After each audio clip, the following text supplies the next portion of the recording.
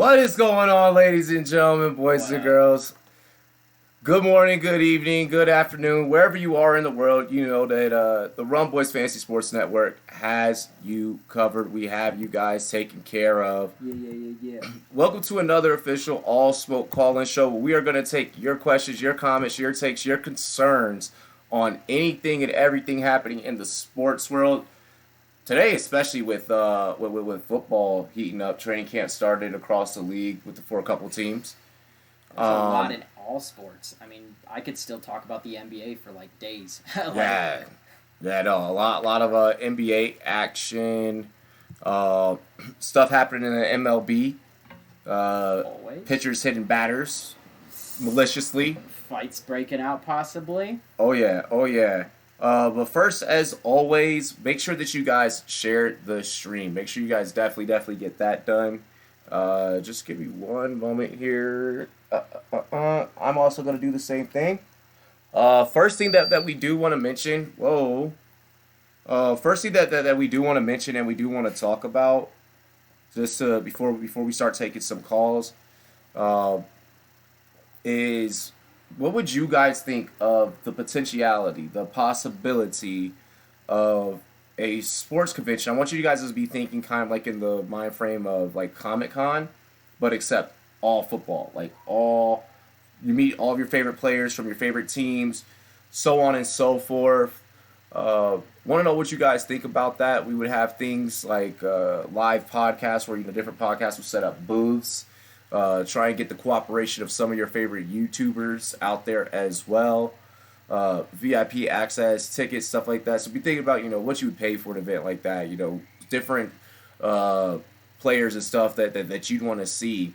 Would you be willing to convince your parents to, get tickets and fly you out for an experience like that? Definitely want to get you guys' takes. Witness a 7-on-7 celebrity game. All types of different activities and such. But furthermore, just give me 1 second here. We do got to make sure that we get this shared out there. Yeah. Well, yeah, I mean, with this convention, what he's saying is, again, like, if you guys have any idea, just like you said, what a Comic-Con, anything like that is, just being able to get a bunch of us together, guys that I'm sure you watch on any different platform you've watched or just listened to. Some of these guys even that don't have videos that just listen. Just getting everybody in one room, being able to meet and greet with you guys. If you guys want information from us, how maybe you can make your podcast better, or you just really enjoy it, so you want to meet us and talk to us, let alone the NFL players that, we're going to do everything we possibly can to try and get them to go to meet you guys. Yeah. So, and eventually all sports. I mean, try and get everything in there in one building and just, enjoy it. Just a sports-friendly environment and a lot of meet and greets, some good food. So, definitely just a little thought. Yeah, definitely something that you're gonna wanna check out. This business idea originally proposed and comes from the Fantasy Sleeper Wire, the Sleeper Wire Fantasy Football Podcast.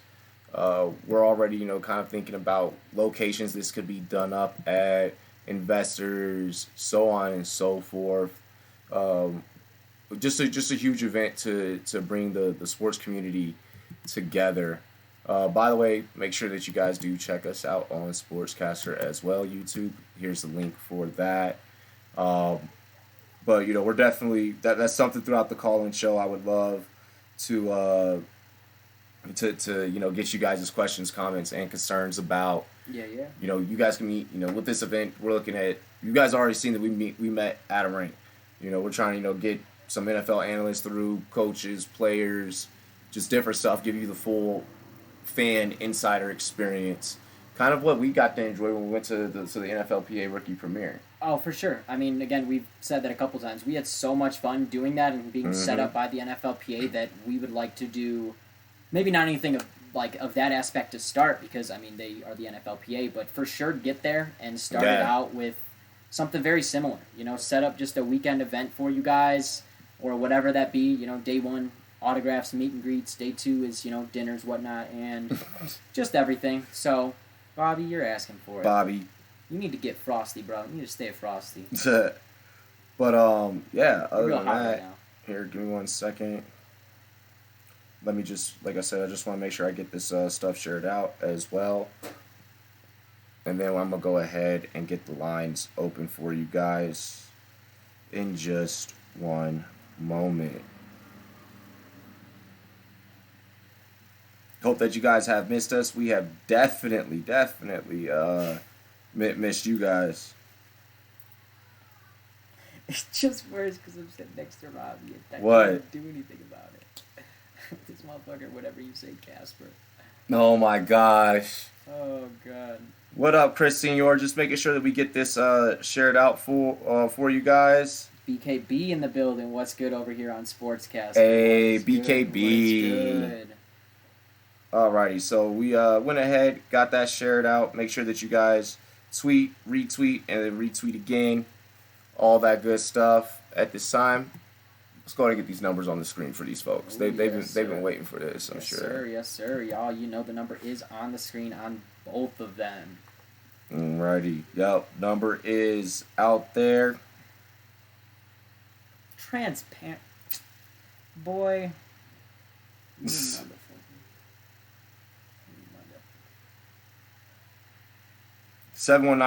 719-602-3632 is the line. I know when that hotline bling. Come on, y'all, go ahead and call up. Oh, jeez. Make the hotline bling. Ooh, Rumboyz LA in the building. We gotta get the whole Rumboyz squad. LA. Where's Philly and JD, bro? What's good? What's good? So, as always, I feel like we should have a topic. Like, we should start with a topic. I Yeah. feel like this is an easy topic. But, let's debate. Not debate. I feel like we're going to have a pretty similar list. I've already thought about what your list might be. Oh, that was feasible. I wouldn't even need to do all that. We'll talk. One moment. What is good, caller? You are live with Robbie J and Ty Boogie of the Rumboyz Fantasy Sports Network. What's up, Robbie? What's up, Ty Boogie? How you guys doing? Oh, that's Chris Senior. Yeah, it's your boy. Hi, your boy. what What's is- good? What's good? What it do, pimp? What's up, Robbie? What's up, Boogie? How you guys doing? Oh man, another day, another dollar. Living, talking some sports. What's good? What's hot on your mind, bro? I know that Melvin Gordon is hot on your mind. Oh, no, I thought you were reminding me of that, but I'm not scared because I know we're gonna sign him to a good deal and stuff like that. I think we might be able to like bring down his whatever his pricing is. I think we'll be able to bring it down. Because at the end of the day, I think he's already said it before that he wants to stay in with the Chargers because he's been here ever since the San Diego days in like 2016. I think he has a close relationship with all the players, with the entire team pretty much, and the coaches too. He's gone through coaches now, and it's been like 3-4 years now, and I think he's gotten really accustomed to the whole entire like culture and the environment, the coaches, players, the staff. I think he wants to stay. I think he's just saying that he wants to get a trade or he's threatening to sit out in training camp, just so like Get that so his shmoolah. presence can be known in the negotiation talks because he really wants to deal and I think he's like the rest of the players like Keenan Allen like that he wants to be a top dog in the NFL and he wants to be paid equally like them like Todd Gurley. I think Todd Gurley's the highest paid running back right now. Yeah. He wants to. I can't blame him for wanting that much money because he is a top 5 running back. I mean, if you look at it, at 800 yards a season, like 9 touchdowns. But look at the carries. So he got injured week 11. He missed the Bengals, the Ravens. I believe the Denver Broncos and the Raiders. I believe he missed some of those games. He missed like 4 games, 3 games. Mm. I think he's a top running back in the NFL. He's probably 5 or 6, or you can even say 4.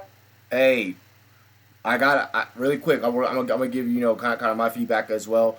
Thank you for the super chat, Ed Oliver, HCTR, my friend. Greatly appreciated, brother.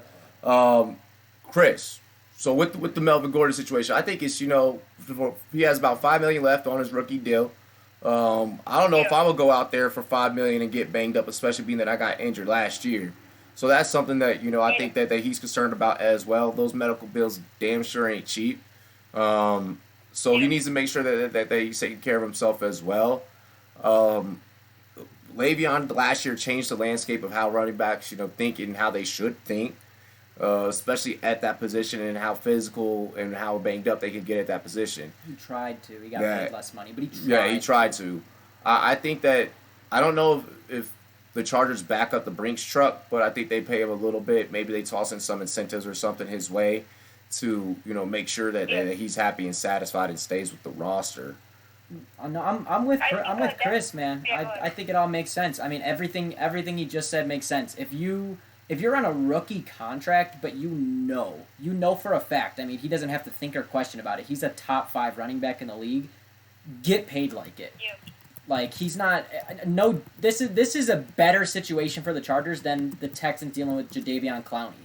Clowney wants to get paid like he's Khalil Mack, and he's not on that level. Melvin Gordon might not be Todd Gurley level, but there's a whole lot of running backs that he is better than that are being paid more than him. He deserves the money. I agree. I mean, he was a top 10 back last year. I believe he was about number 6 in the NFL. Yeah, he's 6. So I mean, definitely a guy that I say that you guys should pay the money for. I think the team doesn't look good without him. Adding like an incentive or like a bonus kind of would definitely kind of help it because I mean if there's like a playoff bonus or like something like a special agreement they can make, I think it definitely kind of like turns the tides on him and kind of convinces him like this team really cares about him and this team really wants the best out of him. So I think it's kind of a good thing for the Chargers too as a team. It kind of puts a spotlight on them because I think they were probably one of the most underrated teams in the past like 2 years kind of that are kind of making a comeback and they're obviously contenders for the Super Bowl because see what they have on defense and their offense is slightly it's top 10 but is it the best? No, but you see on defense we're probably a top 3 defense, maybe even 2 or 1, but I think we're top 3 or top 5. But I think it's a spotlight on the Chargers because it's kind of like they're finally getting media attention. The last time we had media attention was either 2006 or 1994 when we made the playoff the Super Bowl run and we got blown up by the 49ers. But it puts media attention on us. I like it personally because it's kind of like we're finally getting all the respect that we deserve and like all the attention that we deserve that we've been building up for like the past 10 years ever since 2006. I mean, you're in Los Angeles now. You're in Los Angeles now, so you're gonna get a different level of attention that you didn't before. I mean, and plus it's Melvin Gordon. By the way, thank you for the $6.60 super chat. Vodka drinker, you said it's been too long. Boogie done it went and grew a porno mustache. Damn. Yeah, buddy, hey, bro. But other than the Chargers, I mean, how you feel with that? I had to lead off with that, being that you're a Chargers fan. What else do you got for us, bro? I'm a Raptors fan. I like the 2020 season or the 2020 season they're going in. What seed do you guys see us falling? Like I see us going 5, 6, and like our lowest could be like not even making the playoffs, and our highest could be 5. What you got, bro? I say 6. I think there's a lot of firepower in the East now. I know people still think the West are that side, but I mean, yeah, I do still see you guys after doing what you did. I mean, I'm gonna go with like 6 or 7 though. I think it's just it's a thing in all sports that people just like get kind of a championship hangover, let alone losing your number 1 player, sadly, which I was really hoping you wouldn't. But I mean, I can still definitely see you guys making the playoffs just by Siakam's going to continue to grow, Van Fleet will continue to grow. 6 seed. Lowry, as long as he doesn't drop out anywhere, I can see you guys going 6 or 7. Yeah, 6 or 7. I got you guys. Does that sound good? I mean, being that you guys lost Kawhi, I mean you're not upset at that one.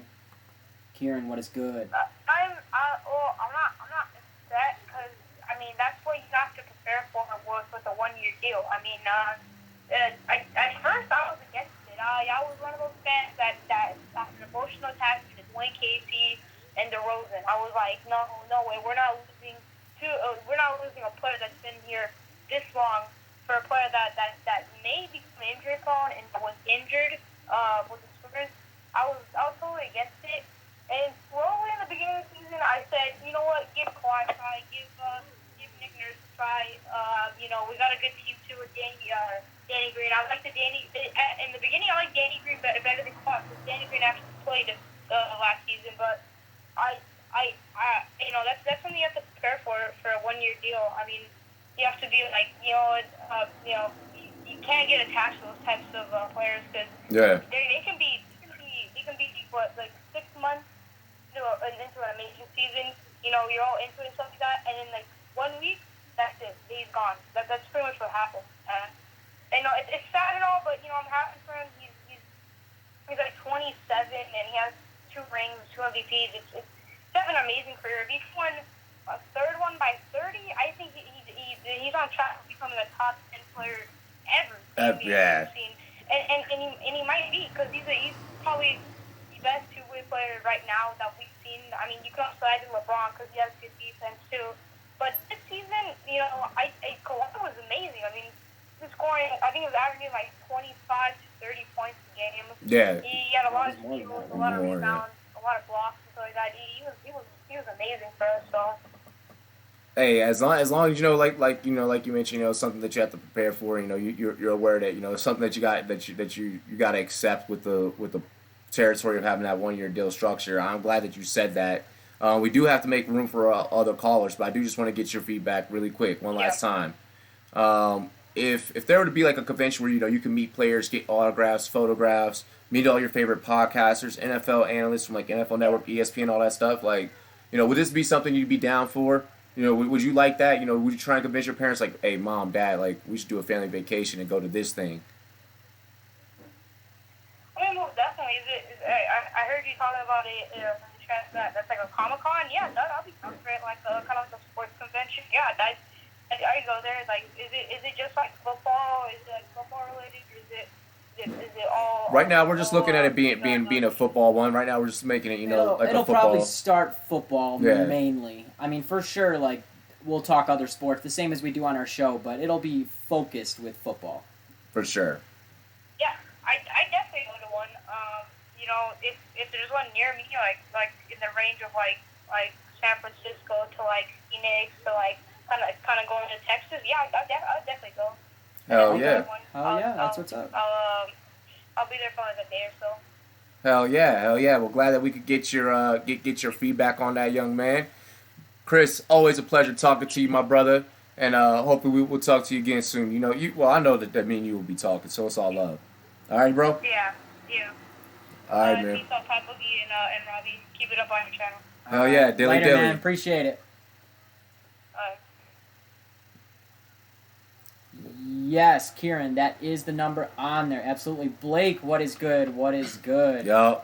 Hey, really quick, Ty, we didn't do this at the beginning of the show. Cheers to me. Cheers to you. All the Rumboyz and girls, what it do? Dilly dilly. Guys.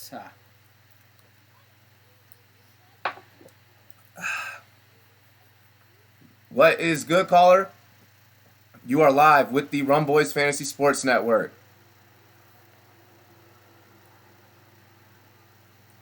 Hello.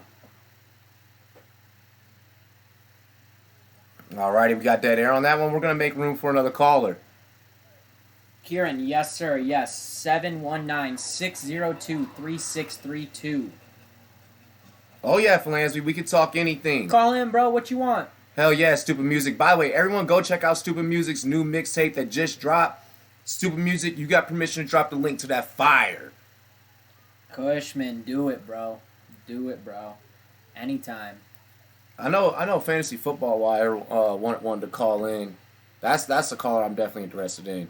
Caller, what is good? You are live with the Rumboyz Fantasy Sports Network. You too, fuck.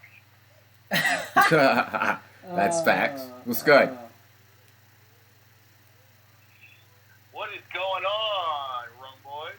Oh, you know. What's good, Bobby? Rumboyz Northeast up in the house. Butcher's Block and Patriots Talk. What you got, buddy? Well, I wanted to get you guys' thoughts on a couple of different things. One on the Celtics. How do you guys think they're going to fare this year? Ty?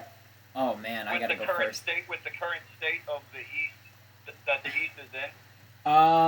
I got that being them being the top half of the playoff Bracket, yeah. bracket. I mean, like, I don't want to put a spot on them. but not honestly. If you want me to put a spot, I'm gonna put 3 to 5.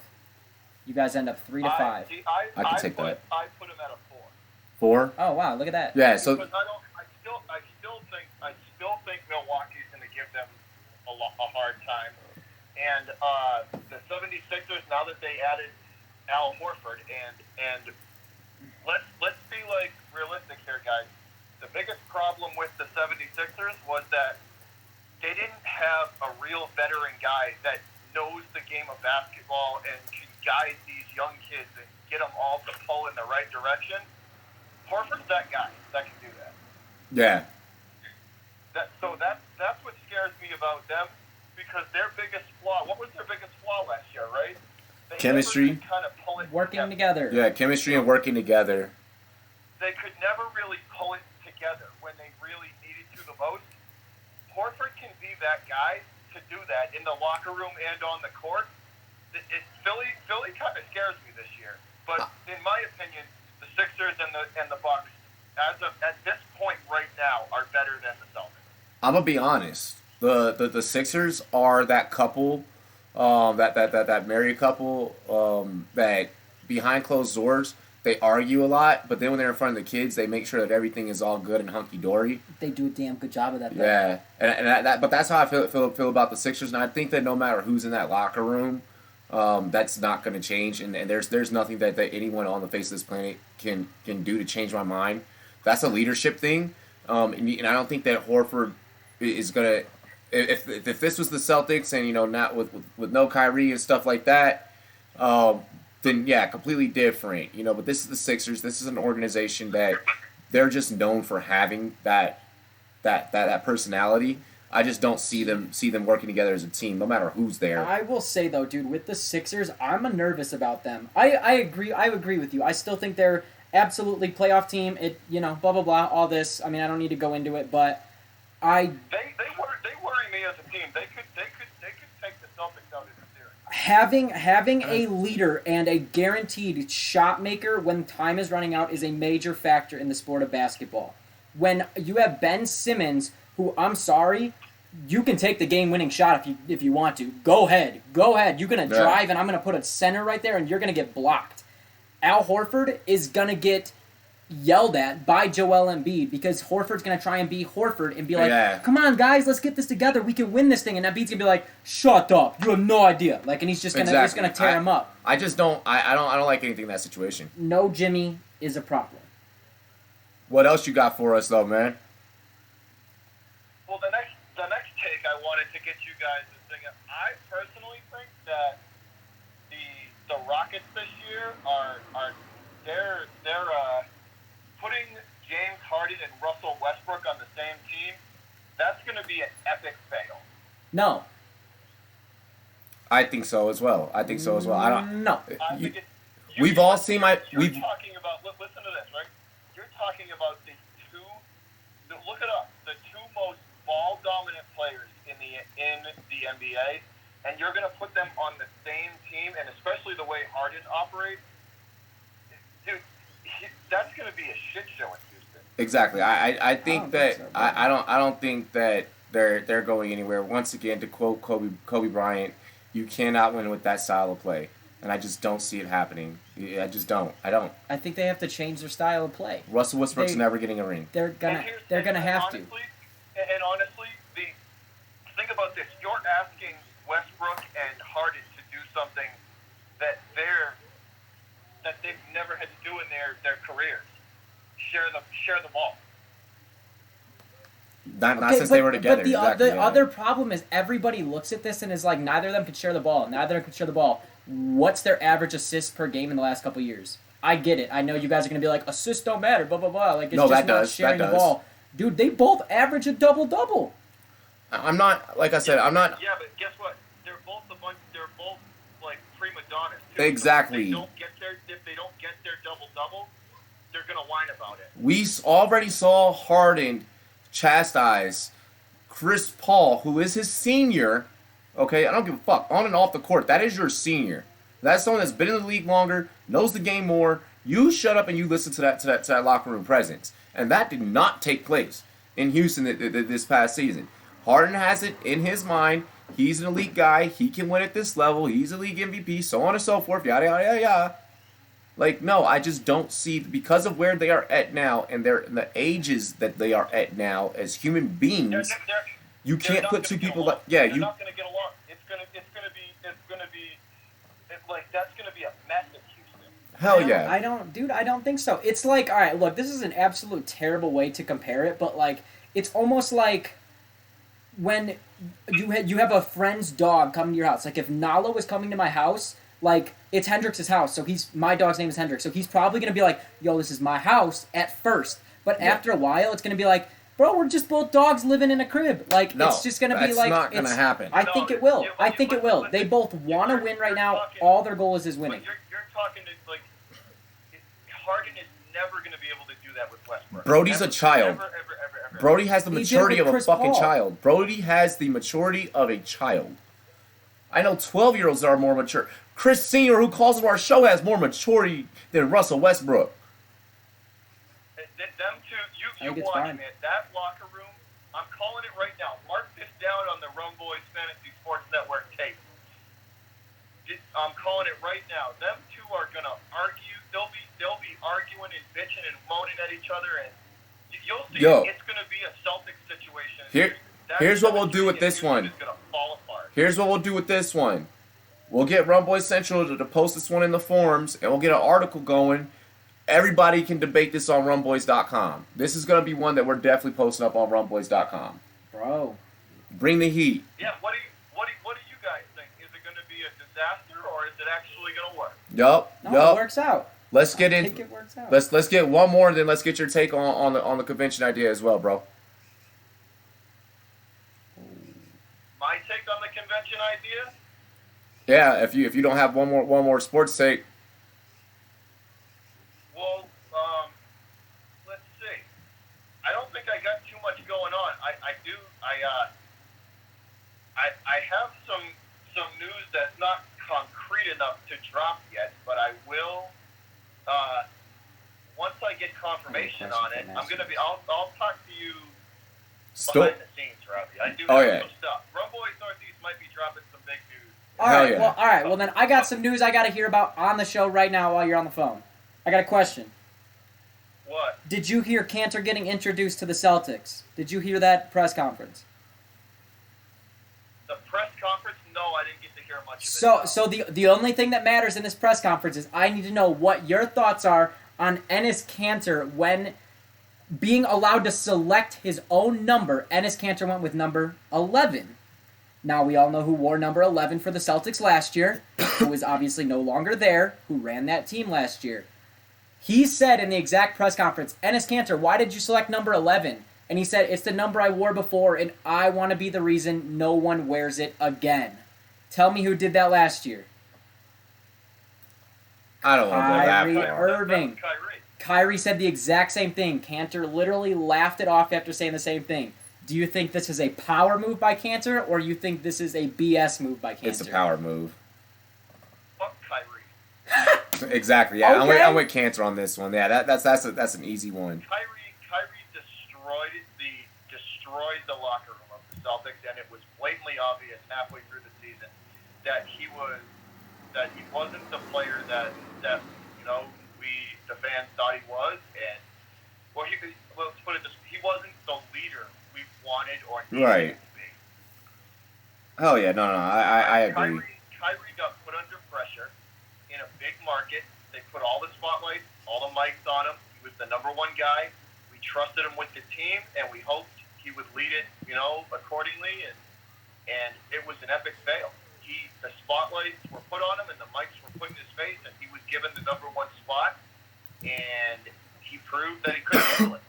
I think he proved it to himself that he couldn't handle it. I mean, the dude was like committed to signing back and all this, and I'm gonna wear 11 so no one else does. And he just didn't do it. Here's the kicker, right?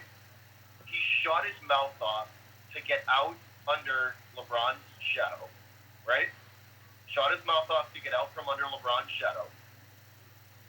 Then he continued to shoot his mouth off in because he wanted out from under LeBron's shadow because he wasn't happy. Yeah. Was he winning? Absolutely, they were winning when he was on when him and LeBron were together. They were winning, and he was still miserable. Right. Okay. He comes to the Celtics.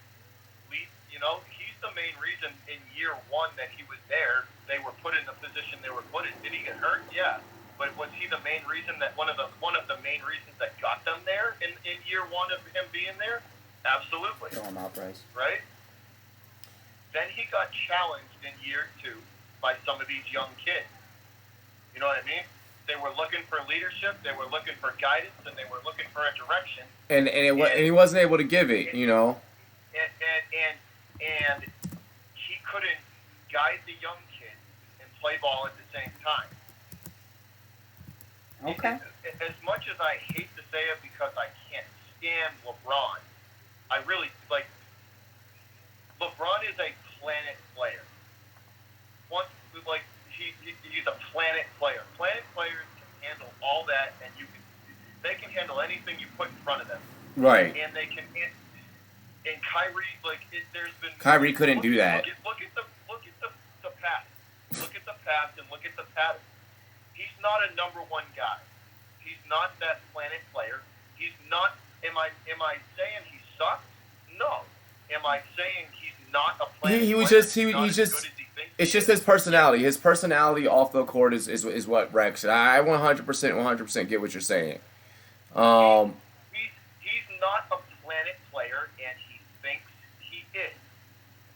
Exactly. Is he exceptionally good? Is he probably top 6 in the NBA? Yeah. Yeah. No, we went. Is he on that LeBron James level? No. No. Yeah, we went way too into that one. Yeah. Definitely a power move though by Cancer nonetheless. We do gotta make some more room. I'm trying to keep these calls rolling. He was looking to stuff it in Kyrie's face. Yeah. Come on, man. He was looking to smear it in Kyrie's face, and he's gonna say, you know what that said to me? Bro, we're going to the conference finals and farther, and we don't need your ass. Exactly. No, I agree. I had to ask on the Cantor thing because I thought that was funny, so I had to ask. But no, definitely want to keep the calls rolling, bro. So I already know how you feel about the convention idea. You're definitely all in for that. We've talked shop already, but I definitely want to keep it going. I'm trying to limit each person to about 10 to 15 minutes. All right. Hey, Rumboyz Northeast is all in. You want to come meet me in person and come hang out with the Northeast version of this channel? You bring your ass to wherever we're having that convention, because I'll be there. Fuck yeah. All right, bro. Hey, we appreciate it, dog. We gotta keep the show going. Cheers, bro. Bobby, you make my day, bro. Hey, low-key stupid music. Kyrie didn't even take the game-winning shot in his own movie. What is going on, caller? You are live here with the Rumboyz Fantasy Sports Network with Robbie J and Ty Boogie. What's up, man? What's going on? Could you turn it down in the background a little bit? Alright. No worries. Who we got calling up? I've got some questions about the Big 12 since they just had their media day. Okay. Who we got calling up? Down thing with Texas. Do you think it's a big deal or no? Well, I didn't hear the question, but can we just get your name? Who we talking to? Oh, yeah, I'm Luke from Pennsylvania. Okay. Okay, Sports World. What's up? Yeah, I was talking to Robbie J earlier. On Instagram, nice. And what was your question, man, about the Big 12? Yeah, so I had a question about Texas and the whole horns down thing with What's up, horns down? Yeah. Making new adjustments to the horns down celebration. Do you think this is ridiculous? I think it is ridiculous. We're talking about college sports. First off, I remember in high school football, we would go and paint the other schools spirit rocks, or either desecrate their field just to get into their mind before a game. I remember one of our schoolmates took an ATV, drove it on the Brook Point High School football field, and drove and did donuts in the shape of a penis on their field before their homecoming game. Wow. Like, you know, this Legend. is sports where, you know, people can people you got to be able to take it on the chin. I think that the University of Texas is being too soft about this. Let the horns down fly this football season, and let the defense come and yeah, it was Loma. It was Loma, bro. Oh no, he was saying laugh my ass off. I was about to say, yo, or is that the dude that did the ATV thing? But nah, like, bro, it's to me it's 100% completely okay. You gotta deal with a little bit of trolling. We live in a troll type of a style society now. The last 5 years have ruined all of social media and Yeah. We live in a troll meme society. Like, if sad. if as a college you're gonna get upset at the other school and the other team trolling you, you need to get some thicker skin. You clearly don't play enough college football, even though you're Exactly. a college football team. Like that's how rivalries are made. That's what's fun about playing a rivalry game, bro. Like, Look, Vodka Drinker in our YouTube chat says the Longhorns emblem looks like a uterus anyhow. oh man, Why bitch about horns down? Oh man, I'm gonna back out of that one. That's hilarious. That was hilarious. But I mean, no, for real, man. To me, it's all good. It's all love. Yeah, I couldn't agree more there. I mean, it's completely sports. It's just rivalry, and it's part of sports. Like if you're standing over another player and doing it, it's like disrespectful and taunting, and like there's the interference, like there's all that. That's why there's a penalty if you But if stand you're over like- someone, right? Yeah. Right. Yeah, like, and you could do a penalty where, like, you don't need to make it a whole new rule where you need to just, like, completely disregard it. Like, just, you can make it an in-game penalty if the referees think it's derogatory or Yeah, something. like, bro, like I said, I mean, I feel like, you know, have thick skin.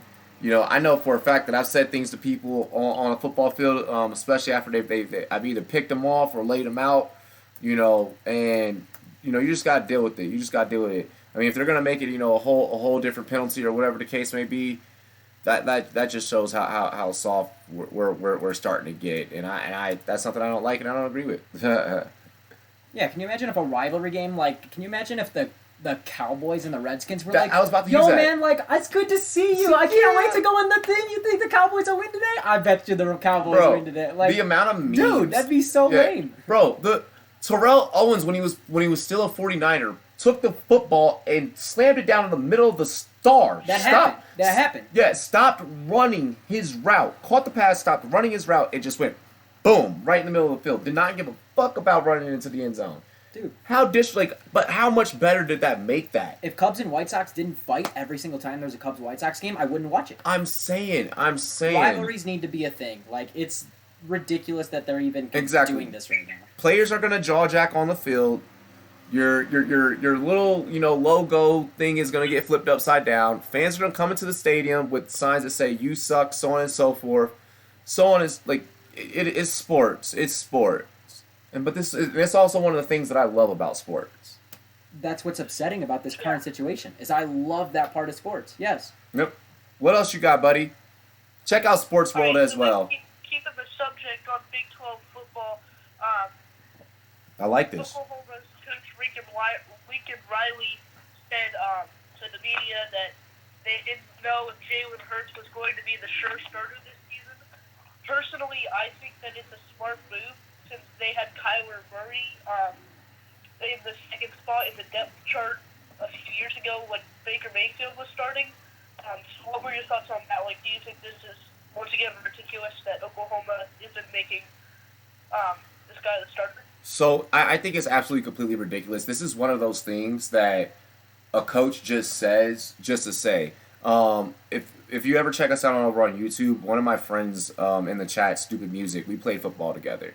And football in the state of Virginia is like crown of the crop. Media is on us and everything. We had a quarterback by the name of Kyle Lloyd. We all knew that Kyle was going to be the starter. Coach Tennessee still came out and was like, obviously, you know, all of you guys are focused on Kyle. We're not going to come out right now and state that Kyle Lloyd will be the starter, yada, yada. This is something that coaches just say. We know that Hurts is going to be the starter. They got to put a little tactic in the rest of the teams. They got to make other teams scout for different quarterbacks. Like, exactly. They would be stupid not to have him come. The amount of passion and fire that Hurts has right now to play, you need to have him play. Exactly. He needs to start. He needs to be the guy. Hurts will be the starter for Oklahoma. Lincoln Riley is just using this as a smokescreen that's not going to work, and honestly is a lax smokescreen with the way that he's utilizing because of how much of a star that Hurts is. Obviously, he didn't come from Alabama to go to Oklahoma to sit behind anyone else. He already dealt with that. This is smokescreen is accurate. That's exactly what this is. Oh, Dwayne Haskins won't start at all this season. He's a Heisman Trophy candidate this year, assumingly, once the season starts. I absolutely 100% think that he's going to, kind of take that same path, of course, being that Lincoln Riley is a coach, as Baker, as Kyler. We don't need to worry about this. When I saw ESPN cover that story today, and I was like, you guys are, come on, we all know what's really good. Yeah, I'm with that. But don't you think, that I personally believe that Jalen Hurts will be the starter this season, but don't you think that, Kelly Bryant at Clemson, people before that season would say, oh, well, he's going to be the starter, but then Trevor Lawrence comes along and proves to be better than Bryant. While Oklahoma's backup to Hurts is a redshirted freshman, but, we could be seeing a hidden gem here. I just don't see that in Hurts' position. I mean, obviously, the school's Oklahoma, so the redshirt freshman that is behind him, obviously is going to have some type of talent. What happened at Clemson with Trevor Lawrence and the whole Bryant situation, I don't see that happening. I don't see this happening a second time in Hurts' career. I think that he should be fine in this situation. I think that Lincoln Riley knows that.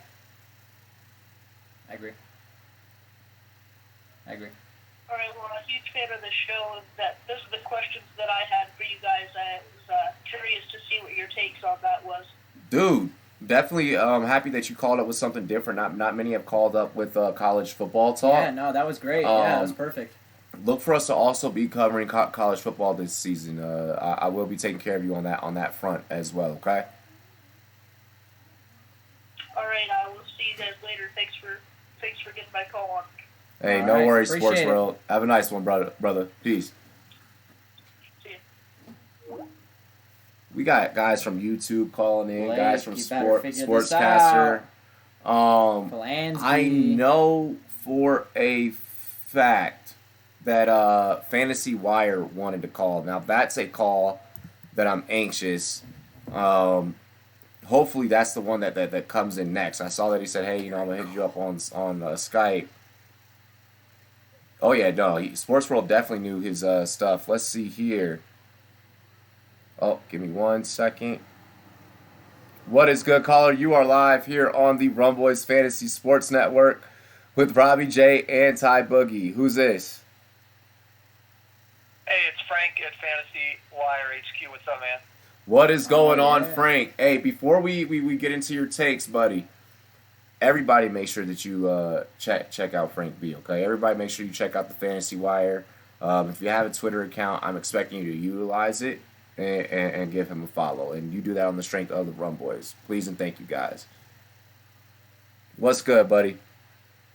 Hey, what's happening? I like that rivalry talk, man. That's some good stuff. I love rivalry talk. It's hard, I think, nowadays, but I put in the comments, you need some juice for rivalries because without it, you got nothing. Exactly. Funny that you mentioned that. Me and one of our colleagues, Rumboyz Northeast, we were having to talk about the reasons why baseball as a sport is dying, and that was one of the things that we actually mentioned. There's no real rivalries. There's no juice anymore. So I agree with that. You need that rivalries. I You need think those. the NBA is the one that has no type of rivalry. Yeah. Everyone is best friends with everybody. It does not matter. Yeah. There's the core-hearted baseball ones, but that's all that's left. Again, Cubs White Sox. Absolutely, there's a fist fight every single Cubs White Sox game. Yeah. But the rest of it is slowly but surely dying. Yeah. Subway Series isn't even the same. Yeah. But what did you want to talk about, Frank? Hey, I'm down for any topic. I'm freestyling it, man. Whatever's good. Fantasy football, life, I don't care, man. I like what you guys do. I like watching you guys on the Sportscast. I know you're originally DMV fam, and you're out in Colorado, but yeah, I always support my hometown stuff. And if you're from DMV area, Baltimore, DC, Virginia, you can't typically stay there forever, so you got to get out. So I'm in Wisconsin, you're in Colorado. Yeah, I'm always out looking. Hell yeah. Support that area. Well, let's get into some fantasy football talk. If we don't just kind of take it to that direction. No, I'm more than down. I mean, pick a position. Let's do it. So right now, I am in the Scott Fishbowl Satellite 030 League with the tight end premium value there. I did not grab any of those guys. I'm now getting into my final rounds. I'm in round 17 now. Who do you think at this point, if any, I should maybe target? I have Hunter Henry already. Let me double check. I have Hunter Henry and TJ Hockenson as my two tight ends. So what do you think I do next? Now, because I just finished did you do the satellite or you're in the real deal? Which one? I'm in the satellite. I couldn't get into the actual the one. Satellite's on 17? Yep, 17-10 is who's up next right now. And I'm pick 8. I mean, typically it should be like the same style of players. And I mean, I'm just looking at my own. That late, I was getting. I kind of screwed myself up, and I didn't go quarterback heavy, so I had to go later. But my back half, I tried to get a lot of upside players. So if you can identify any guys as either a handcuff or a good high upside ceiling player, I would grab them and just go after them. The thing I liked about this is like ADP's out the window, man. Go get who the hell you want to get. So for me, I had a little bump in running back, so I grabbed Raquel Armstead for the Jags at my 17th pick, just to cover my ass a little bit since I missed out on, having a fourth big hitter, third heavy hitter guy.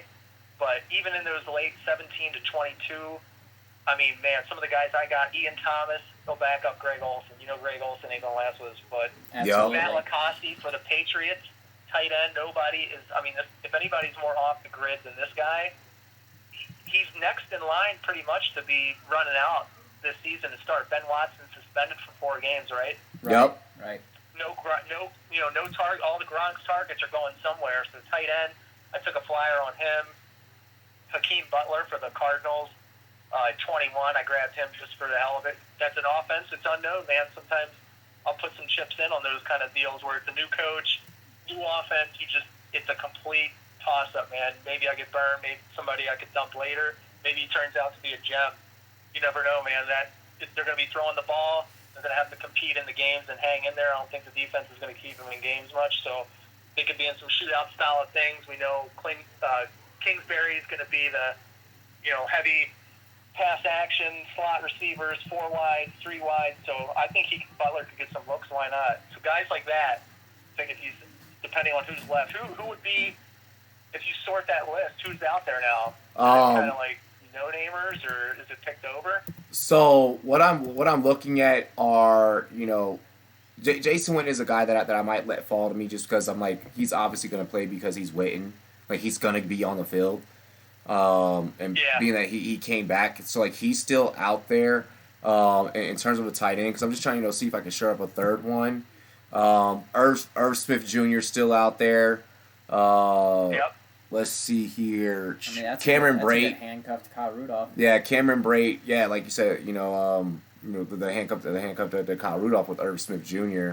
Adam Shaheen is out there, who I think is being slept on. It might have a good year. Ricky Seals-Jones. So I mean, there's kind of very, very little left.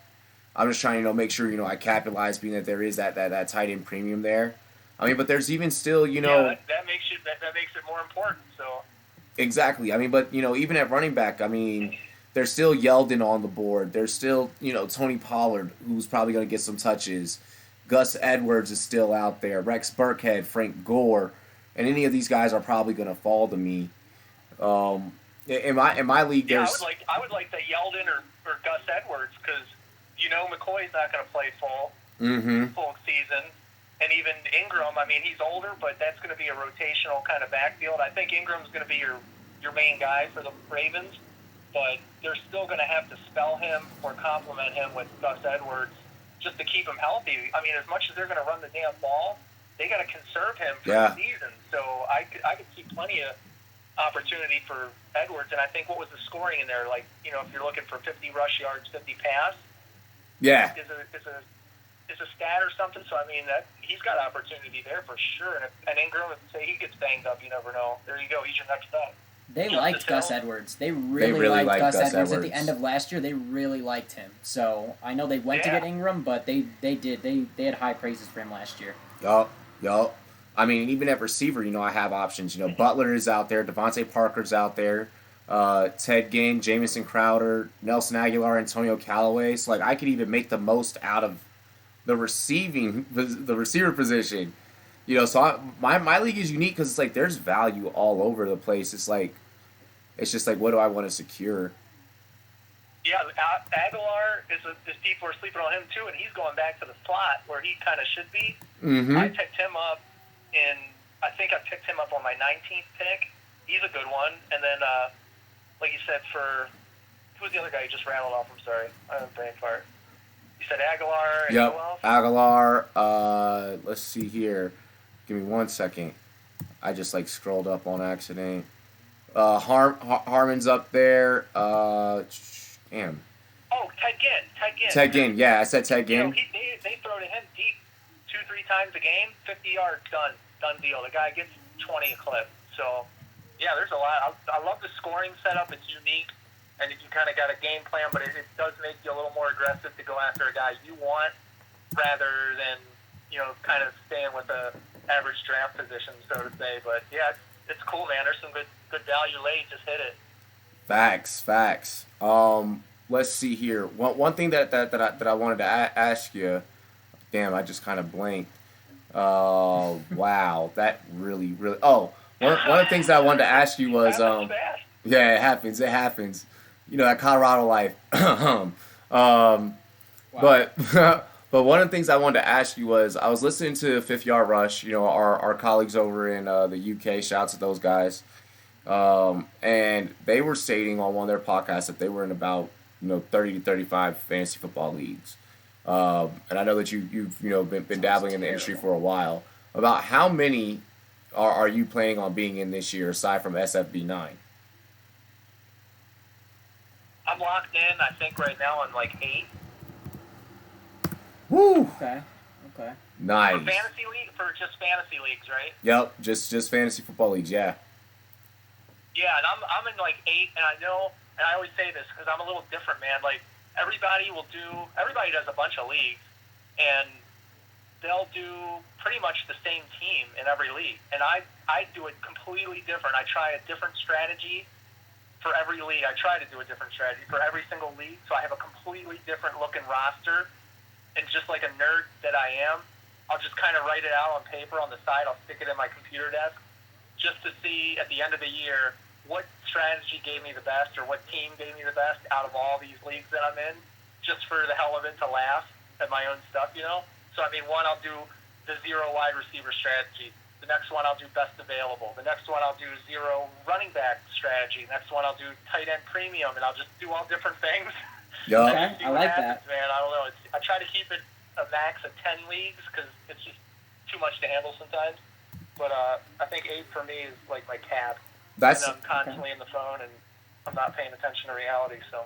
All right. Yeah, that's what I'm trying to do this year. Especially being that we are so young as a show / podcast. Whatever people want to call us. I want to make sure that whenever I'm giving out advice, and especially as we grow throughout this process year after year, that I'm able to give the best advice possible and help people. So that way I just know. So that's part of why I'm trying to take on, like you said, 8 to 10 leagues. That's where I'm trying to put myself. Yeah, it's honestly, you get the best perspective on trying a bunch of different strategies. And I always say for the off season, do a bunch of mock drafts on Sleeper, whatever, and just do different things. It's only a mock draft. You don't have to go crazy on it, but just do a different strategy. Keep a tally of what you do, and just see how it comes out. Grade yourself and be like, okay, I give myself a C on this one, man. I don't know. I could have done this better. Could have done that better. Put it on Twitter. Put a poll with it.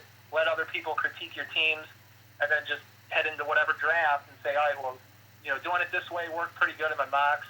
I'm going to try it, for my real deal and see how I come out. And that's what I always do. And like I said, when you got 5 different leagues and they're all completely different rosters and teams, you get smarter because they're different players. You got to identify and learn more teams, more players, and then it's just more fun to throw around and go, man, I totally screwed this one up, or man, I nailed this one, or how did I get lucky with this land and this one?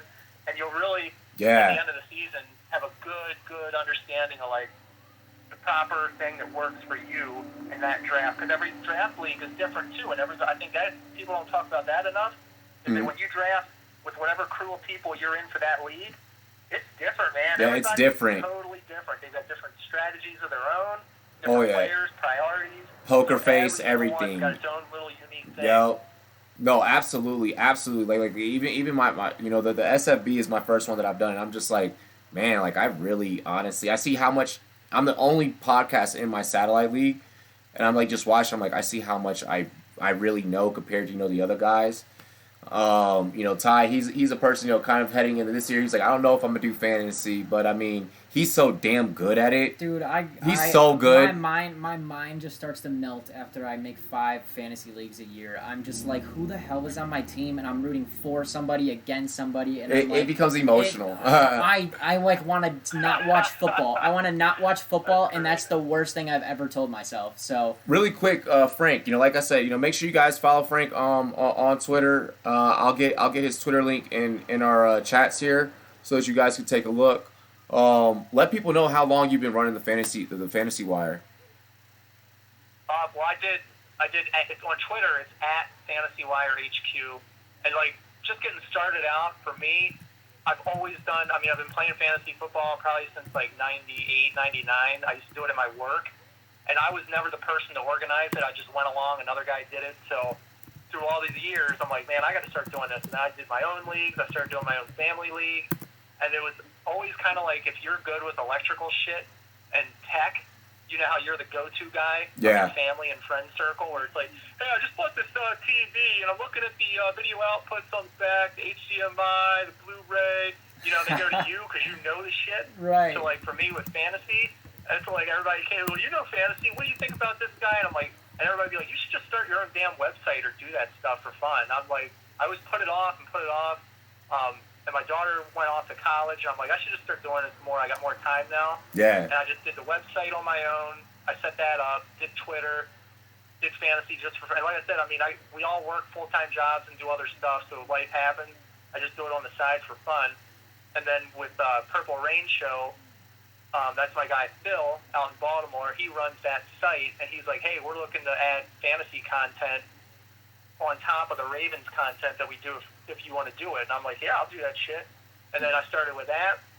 And then he's like, yeah, we need to do a podcast for fantasy stuff. He's like, if you want to run with it, just do it. So I started. I haven't looked back since that. And like, I heard you guys talking on another show, going back to listen to your first ever and how crazy it was, like your first ever one. Oh man, that's so true. Like you feel like you bombed your audition on the first one, Oh yeah. But I mean, we all continue to get better and more confident. So I think this is like my second year in podcast stuff. I feel much more comfortable, and I'm just a little different where I'll never rehearse things or like script out takes. I literally will write a sheet of ideas of random thoughts that looks like a mess, and I'll just riff off of it and talk about what I know and what's in my head. There's so many podcasts that you listen to that is like they're doing a reenactment of another podcast. Yeah. Of A, B, or C, and it's like I don't want to be scripted. I just want to shoot off the hip because it's just for fun. I'm not getting paid for this stuff, and nobody's holding my feet to the fire on a bad pick or whatever. So I just do it for fun, man. Podcasts I keep real loose and real fun. I rotate different guests in there that are on the Purple Rain crew of writers and other people. Like if anybody wants to jump on, you can get on. I don't care. And we just talk for fun and do the basics of starts and sits, booms and busts. Although, your start and sit, bread and butter, waiver wire, because those are things we rely on every single week when the season's in stride. So we do those, and then I implement some different funny topics or segments. This year I got a whole new makeover of stuff, so just keep it fresh and and fun. You know what I mean? Like, it doesn't have to be hardcore. It is hardcore because we're into it hardcore. But as far as like a finished product, just keep it fun, man. That's it. That's all. That's what gets people to listen. That's why I listen to other people's podcasts, because it's just fun. Hell yeah! I mean, you know, me and you, we've known each other, you know, since day one. October 10th will be the Rumboyz, you know, 1 year anniversary. I mean, you've always been supportive of us. So I mean, you know, and I think that's probably why we maybe have had your support for so long, because like we kind of like we used to script anything, and like now we don't even do that. We're just gonna do this. Yeah, it took way too long trying to script some things, and then we would just not even read the script. It would just be like whatever. So it's just free flowing and fun at this point. And I did just to have a flow of stuff for your show, for like yeah. When you listen to sports radio and you got like a flow sheet of topics just to keep you on pace. That's really all you need, and just kind of rip off of that, man. You guys do it. We all, you know, the good shows do that, I think. Yeah, 100%. I did go ahead. I dropped your Twitter handle to the people. I'll have to get your links. I'll probably just head over to your Twitter while I'm in the middle of this and get them your links for your show. But definitely look for Rumboyz and Fantasy Wire to collab. I think that it would be good. I already like you know this call in already. Let's go ahead and let the people know how you feel about the possibility of a convention event from your standpoint, and then we'll go ahead and let you go, brother. What was it again? I'm sorry, my phone cut out. A what? I said if we could, you know, go ahead and get the people to get your opinion to the people about what it would be if we were to do like a fantasy con, like a football con, and then we'll go ahead and let you go. Oh, like a football convention? Yeah. Like a podcast sportscaster convention, man. yeah. Yeah, convention would be pretty sweet. I have not been to any fantasy football convention, only because my vacations are booked up during the year usually. In the past 2 years, I didn't find out about the dates till too late. I already had stuff set in stone to fly out and travel. But any kind of convention stuff for fantasy, I'm definitely down with, and I need to check that stuff out, because just seeing the other stuff recently with draft parties, stuff like that, that's what the community needs. And I think the fantasy football community as a whole on Twitter is top notch. I mean, there's trolls everywhere. We all know that. We all know you're going to get BS, you know, posts and garbage. But as a whole, everybody is kick ass and supports each other. So if you get all those people and positivity in a convention, good things happen. That's just all there is to it.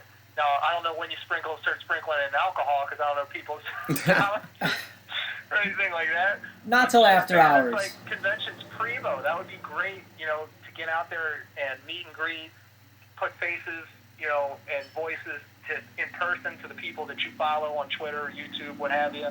Like, there's nothing but positivity that comes out of that. I think it's an awesome idea for all of us to get together and do it. I think we would do it in a different way and take it up a notch. So I think that's something we should definitely put in the works, man. It would be kick-ass to do it anywhere, or even at an existing convention, just to have an exhibit or booth or some kind of setup that everybody can come out and meet us, do some giveaways, do some fun stuff, do maybe a live recording. There's all kinds. I mean, the possibilities to me are endless with that stuff. So I'm down for that. Hell yeah, man. Absolutely. Hell yeah. Well, we definitely look forward to speaking with you more, Frank B. And working together as well. We'd definitely love to have you on our show for a collaboration, a full-on collaboration, not just a call-in. But other than that, man, if you want to sign out to the fans, let them know where they can find you and stuff. It's all yours. Yeah, thanks for having me on. I definitely appreciate you guys big time. Keep doing what you do, and then follow Rumboyz on Twitter, of course, at Rumboyz. Follow me on Twitter at FantasyWireHQ, the whole crew, and yeah, we'll definitely do some more stuff down the road for sure here this season. Absolutely. Hell yeah, dilly. Awesome. We appreciate it. Frank B, everybody, Fantasy Wire, dilly. Appreciate you, man. Have a good one. All right, you too. See you guys. That was like a damn good call. Nice. Your fantasy football officials, baby. Yeah, that was a damn good call. Joe, what's good? I'm a Bears fan. Let's go. I'm going to let you handle this joint right here. Oh, snap. I'm just going to... Hang on, caller. Hello? Yes, caller, you are live with the Rumboyz. Hey, I'm Karen by Cali. Yeah, what is good? Glad you finally got the chance to call in. What is good? Yeah, I've been waiting for quite a while, so it's nice to be here. We appreciate you waiting. Yeah, a lot of people want to call in, but glad we got you on here. What's going on?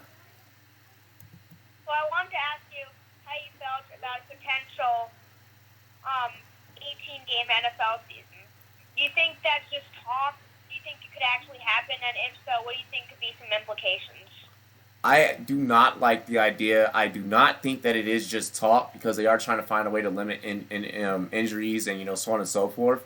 I feel like it doesn't take anything away that the preseason isn't already doing in terms of like preparing the players and stuff like that. I feel like it's too much on the coaches to where they would have to then, at that point, then cycle players in and out of rotations to make people last longer in terms of a longevity standpoint. I just don't like it. I like the way the structure is. I like having a preseason. I like seeing what guys can make the roster and giving them that time to demonstrate what they can do. I'm gonna say something a little different for you here on this one.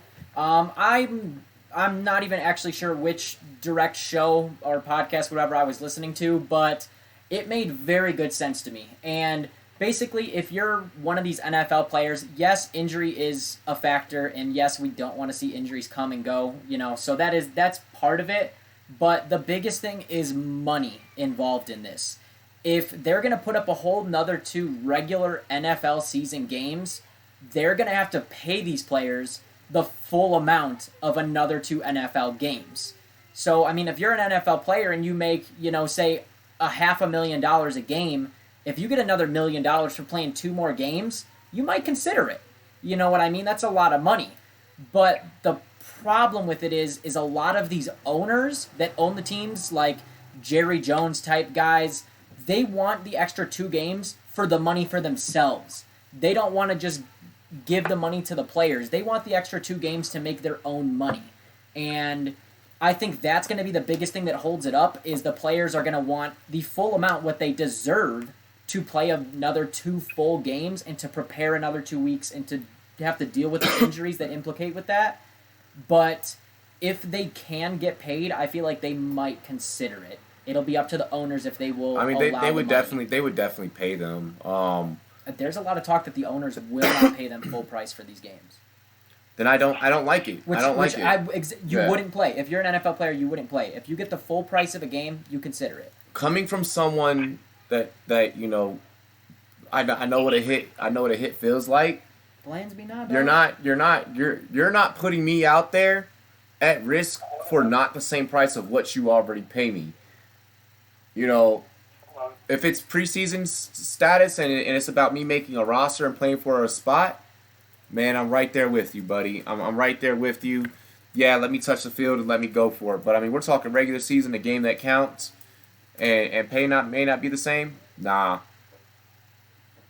And also, the players they'd only be allowed to play 16 games according to this proposal. So I don't think it's right that teams' season should be decided. Maybe in the final couple of games, some teams would just wait until then to rest their players. What if the Patriots season had to be decided by Brian Boyer? What if the Steelers season had to be decided by Mason Rudolph? It's just not fair, and I hate that. Yeah, that just sounds so ugly, and honestly, just so much pressure on the other players, the younger players, the second stringers. That now you got to go in and your season is hanging on by a hinge. We saw how controversial a season hanging on by a decision via a referee in a Saints game was last year. Imagine that decision now being out of the ref's hands, being back into the players' hands, but now having to be decided with, like you said, a backup quarterback, a backup offensive lineman. No. Like I just don't agree with this. I'm not for it.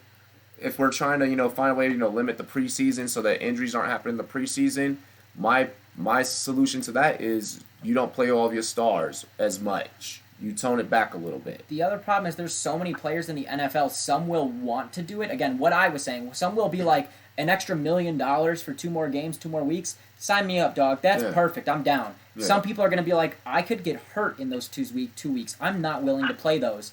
And there's just such a divide in this. And if they go for it, that's more of a problem than them going against it. If they go against it, it's just, no, it didn't work out. We didn't have enough people sign off on it. If they go for it, they're pretty much saying every NFL player was willing to do this and was okay with it, which I Yeah. don't think will be a thing. So, in reality, it shouldn't happen. Hell yeah. Yeah, I mean, effectively you're taking the preseason games, which should be meaningless, and making up the most meaningful games of the year. That's dumb. Exactly. But I want to move on right now, and I'm going to ask you about the NBA. Who Cool. do you think is the worst leader, Kyrie Irving or Russell Westbrook? He's going to blow this up. Go ahead. You know what? That's actually a hard. Kyrie's a decision. worse leader. We just watched what happened. Don't give me that. Kyrie's a worse leader. Yeah, Yeah. Russell Westbrook wants to have the ball in his hands, but tell me that's not what a leader does. Yeah, I'm gonna go with the guy that thinks that the Earth is flat. Yeah, that's the worst leader. Kyrie had young, very, very extravagant talent around him in a clear championship-esque team and dropped the ball. Oh yeah. We have not seen Russell Westbrook hold a team that is a championship caliber team. Even with him and Paul George, When- did you ever when all look at three- the Thunder and we're like, damn, they could win it? Like, I'll even look at, but even when it was all three of them, I mean, at least in that stage of their careers, like KD, Harden, Russell Westbrook, it was just that Golden State was just so much more better. Like it wasn't necessarily them. that's what I'm was saying. just- And yeah. Kyrie had the team around him. He honestly had the team, and I don't think Kyrie could be a good leader. I think that's Yeah. why he's not teaming up with KD. Yeah, no, I'm right there with you on this one. What else you got, bro? That was a good question. So, I agree. And how much better do you think they're going to do now that Kemba Walker is their starting point guard? So with the Celtics,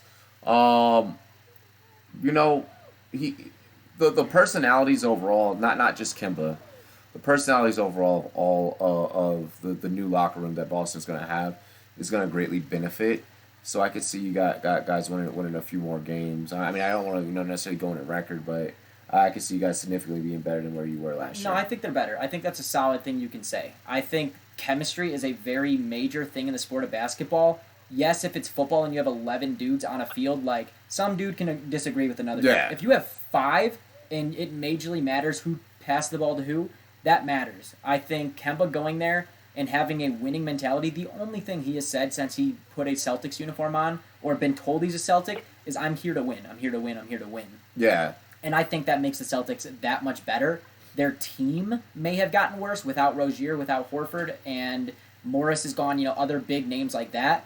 But I think overall the team performs better and they look smoother on the court. And because of the maturity difference and the players that they acquired, I think that be what helps them win more games. I think that the league and the way that it is balanced out now in terms of duos and such like that, it's going to be a league of much more about who gets along with who has locker room cohesion, who's hanging out with each other off the court, stuff like that is going to become a lot more prevalent versus as to how much we see on the court, just because no matter what team we look at, just the maturity of the whole NBA has vastly changed. And I think that can only help Boston and a city like Boston. I think they do better. Oh, yeah. Good question. So, obviously we all know that Chris Paul is now on the Thunder and Russell Westbrook is on the Rockets. Chris Paul, though, there's been some talk about, him probably not playing for the Thunder. Do you think he will ever play for the Thunder, or do you think they'll deal him away? And if he does start the season for them, do you think they'll trade him away by the deadline? I think he gets traded away. I hope not, but I think so too. I think there's just enough trade talks, and honestly, I think we were talking a little bit earlier about coaches dropping smoke screens. I think right now the Thunder are officially backing out of trade talks, basically, is what they're saying with Chris Paul. I think it's a smokescreen. I think in another 2-3 weeks, I think they open it back up and they just decide to trade him. I think they're in such rebuild mode that holding a contract like Chris Paul is just not worth it to them. No. So I think they end up trading him before the season starts. I'm with you there. I'm not going to disagree. I couldn't have said it better myself. What do you think? So, I think that, you're going to trade away Paul George. Obviously, Russell Westbrook's been the leader of that team for a very long time.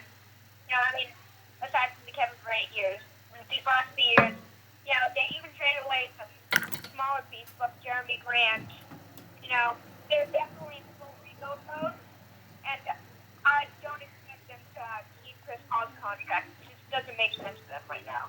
Okay, cool. So we're all on the same page. All right, Kieran, man, give me one or two more quick ones here. We want to try and get a couple more guys in here. Give me one or two more good ones, though. All right, so on the other side of the trade, Chris Paul, obviously on the Thunder, but Russell Westbrook is going to be on the Rockets. Do you think that the Rockets are going to benefit from that? So I will give you my first half because Robbie is definitely disagreeing. Honestly, I think it will work. When I say work, I don't mean that the Rockets are winning the championship next year, but I think those two have been on the same team, and they've had nothing but good things to say about each other and about Russell joining the team. I think they'll be fine going together. They might have different playing styles, but honestly, it didn't work out for Chris Paul the way Chris Paul plays with James Harden. So I think maybe Russell will work out because they both want nothing but to win right now. They both have gotten no type of success in their careers besides individual MVPs and stuff like that. So I think at this point, there is nothing but figure out how to make it work, and I think they're going to do it. I really do. I'm excited to see him play. Who? Russell, James Harden. Will it work out? I answered that question earlier in the show. I don't think it's going to be a thing. I'm going to be the guy on social media, definitely trolling the hell out of them every chance that I get. I'm coming with memes and everything like that. I don't like the combo. Sorry. Hope you don't hate me for it, though. At least Ty agrees. I think it works Yeah, out. I think it's interesting because obviously there's a problem between James Harden and Chris Paul. But Harden and Westbrook are friends. I think they'll get along together. But it's honestly going to be a lot better. I think that they can make a deep playoff run. Okay. Hell yeah. Hey, man, that's what I love about what we all do over on Sportscaster and YouTube, and even my colleagues that are on Apple and Google and stuff, is that we all have differing opinions. And what's great is, when It's later the world on, of sports, bro. It's the world of sports. yeah, later on we'll all be able to call each other up and be like, "Hey, can I come on your show and talk some mess?" Yeah. Yeah. Hey, man, you're definitely always welcome on our show, Kieran. You're amazing, buddy. Anything else you got for us? Or are you that all that you got? I want to ask one more question. Obviously, the Knicks did not get the free agency that they expected to get, but they have a decent young core. Obviously, they have Mitchell Robinson. He's one of the best shot blockers in the league, and he was a rookie last year. They have Julius Randle, who's pretty young. Kevin Knox, who's only picked a year or two ago. And that's an position to contend right now. But down the road, how do you think they're going to be? It's gonna take them forever. I'm gonna be honest. Them losing out this year on the free agency that they could have had. Most teams that are in a rebuild phase, I'd be like, 5 years and you might be able to make it. And that'd be the normal, bland, generic answer cookie cutter answer I'd have for something like that. But with this team, with this organization, and shout out to Nick over at Sportscaster. I know that you're a Knicks fan, and I'm sorry. But no, bro, they're ruined at least for the next 10 years. I'm not 10 years. I'm not going to say 10. They're done. I won't say 10 years. I think the free agency is still going to be good in the next couple years. Like 10 years, no. 10 years, no. Like think about the free agents in the next 3 or 4 years. Nobody wants to play in New York. Well, no one wants to play in New York because they just messed that up right now, telling what they told to Kevin Durant. Nobody wants to deal with the media there. Bottom line, even if they use their young core, the problem is they haven't really put a solid. I mean, RJ Barrett's nice. New York's media is so freaking bad. Playoff contender, probably not in the next 3 to 5. The New York media is so freaking bad, man, that in today's society, in today's day and age, especially with these younger players that are coming out, they don't want to put up or deal with that. I'm going to be honest. We look back at a situation years and years ago. I'm going to take you back to 2002, 2001, 2002. Oh, snap. And we're going to take it to football really quick where, I'm going to be honest, aside from the fact that Eli did not want to play against Peyton in the AFC. The real reason why he left the Chargers and went to New York, he didn't want to go to New York because it's New York. He left so he didn't have to deal with that. Other than that, he probably would have not have chose New York as a team to go. Nobody wants to go to New York. The media is brutal. Those guys, those newsrooms, those paparazzi guys are assholes. They need to make front office changes before anything good happens. Nobody. Odell left. Nobody wants to be in New York. Yo, Odell didn't leave. He got traded. KD did not. Granted, the Knicks shot themselves in the foot with KD. Yeah, anyways. they messed that KD. But thing Kyrie did not want that. All the rumors this whole offseason or throughout the whole season, everyone was like, New York this, New York that, da da da da. Do you really think Zion Williamson, had they got the number 1 pick, would have been like? I think if Zion would have been like, man, I'm going to New York, he would have been like, fuck. I don't think he's any happier in New Orleans. I don't think he's any happier in New Orleans, but he's a lot happier. Bottom line, Kieran, it doesn't look like there's any major hope for New York for the next couple years unless something crazy happens. 10, 12 years, they're still dead.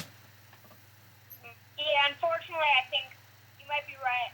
And especially players like Kyrie Irving, Kevin Durant, big stars in the league, they set a powerful precedent when they choose to go away from the Knicks. They just go with the Nets, who are technically still a New York team. They do not want to be with the Knicks, though. So, yeah, it's a pretty powerful precedent. I do not think that's going to help us out any. Yeah. I mean, back to the whole New York media thing. Like, I don't even see. We don't even in baseball in New York, which one of the biggest markets for baseball. We don't even see the current Yankees roster being as big of superstars or having a big enough impact like Jeter was or A-Rod was. The media market there has become so toxic, and we are in a society where people do not like toxicity. They don't like trolls. They don't like all that other stuff, so they don't go there. Players don't go there. These young guys, 19, 20 years old, coming from Duke, North Carolina, so on and so forth, don't want to go there. Yeah, New York's a rough spot, man. Yeah. But hey, man, that we answered all your questions, brother. Hey, Hey. glad we got you in. You had some really good takes for us. Oh, you're awesome, Kieran. You're awesome, bro.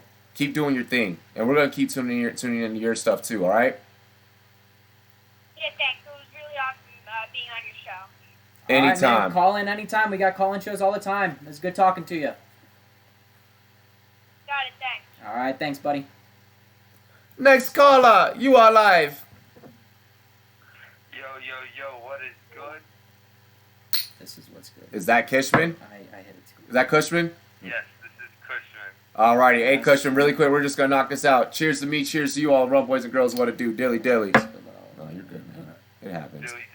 What you got for us, brother? Alright, so I was going to talk about things in general, but I heard your rant on New York, and I would like to rebut you real quick.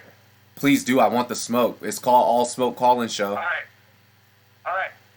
So, you're mentioning that how young players don't want to go to New York. I'm just going to bring up one example for you. R.J. Barrett literally told media that he wanted the New York Knicks to draft him. He wanted. Yes, I will give you that. I will give you that. And out of that whole draft class, he was the only one that said that since the age of 6, his parents were training him for New York-style media days. He was... Zion Williamson was apparently rooting for the Knicks to get the number 1 overall pick once it came down to the Final Four. I significantly doubt that, and I never saw that report. It was literally reported. You would Cushman, you got us on Twitter and Instagram and everything. You could definitely show me that one. I just don't foresee that. Where's Ty, by the way? Is Ty there? Yes, sir. What up, Cushman? Good seeing you. What's up? What's up? I'm glad to hear from you. He's like, I'm gonna talk to Tyler now. He mad at Robbie. Me and Cushman got a good thing. What's up? Yeah, I go into Ty's baseball streams all the time, so he likes me for that. Yes, I know, sir. I Yes, know. Sir. Yes, sir. What's good? Yeah. What up? Drop me some hot takes. You got some baseball? I know that you want to talk baseball, bro. Yeah, what's good? Let it out. Yeah, a little bit. So, obviously, Ty's a Cubs fan, and I'm a Yankees fan, 2 teams that are going to likely be buyers at the trade deadline. I want to ask Ty, I guess, who do you want the Cubs to trade for at the trade deadline? Well, you already got Maldonado. Yes, we did. And trust me, me and Cushman actually were talking about that earlier, and I thought that was a very good decision by the Cubs. I love that decision. My only thing I'm looking for is what we talked about earlier, is Whit Merrifield. Honestly, I like... You're not concerned about the bullpen at all. I feel like with the bullpen, I feel like it kind of will be coming. I've been hearing some things about Will Smith, possibly. And that would be interesting to me, but I feel like it would just take us a little too much to get to him. So I don't really want to give up any type of core. Well, that's only a rental. Also, right, so right. You have to re-sign him after this year. Correct, and that is just not something I'm looking to do. You know, I'm looking for a long-term, staying with the Cubbies type thing. So yes, the bullpen is kind of my concern. But I feel like our offense is decent enough right now and firing on a decent amount of cylinders that if we can get a second baseman, there isn't a hole for us. Honestly, I like our outfield. Again, we talked earlier, Almora, maybe not the best hitter, but fielding-wise, I will take him. Absolutely. Schwarber, I'll take him hitting. Hayward, I'll take his fielding.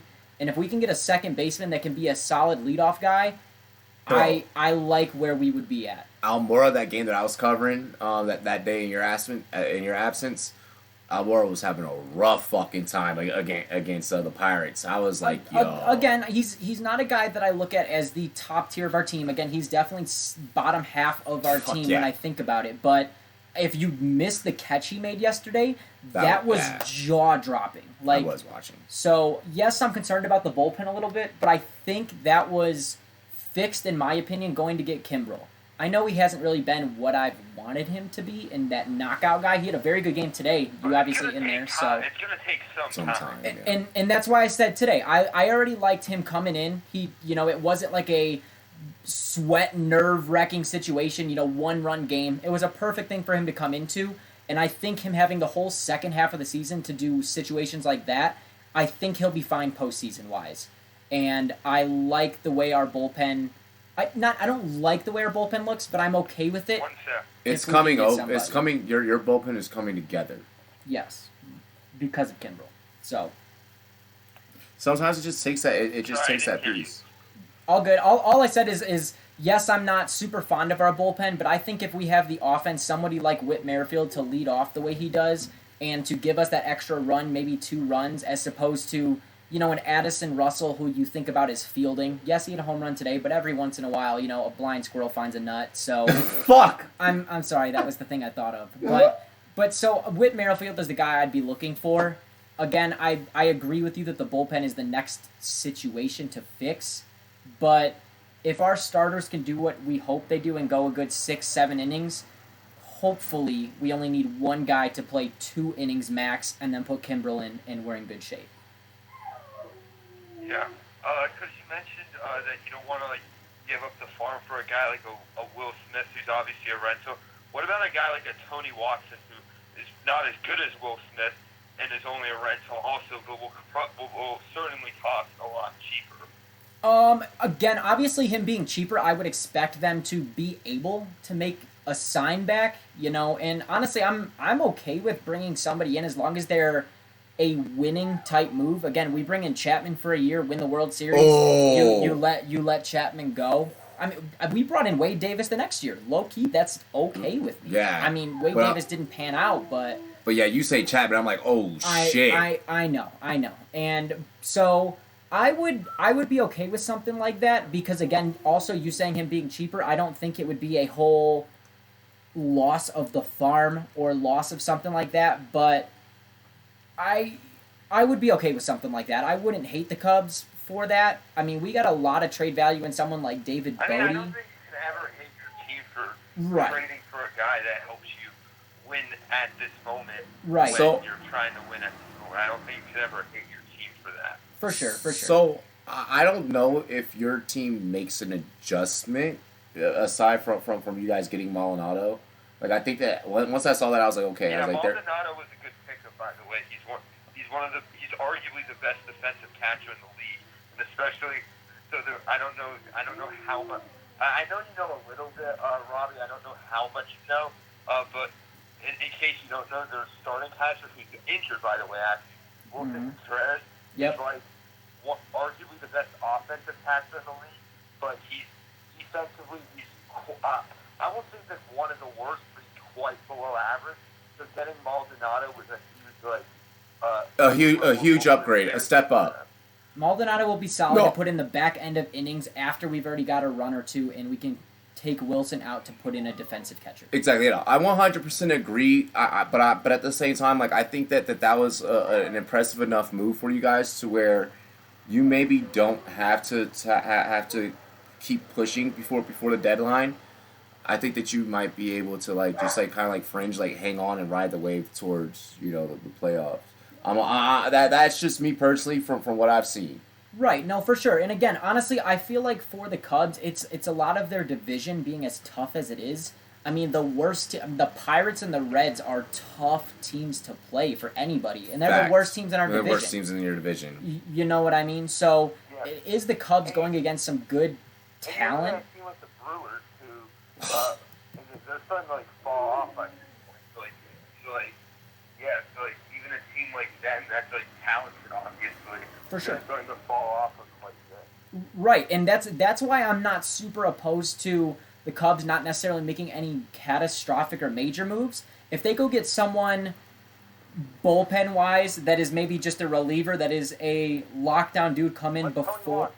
Watson. I would be okay with him. I would absolutely be okay with him. Again, as long as, which we obviously for his price we wouldn't lose any core players. I wouldn't expect us to. That'd be a terrible move by us if we did. Like maybe two lower level prospects.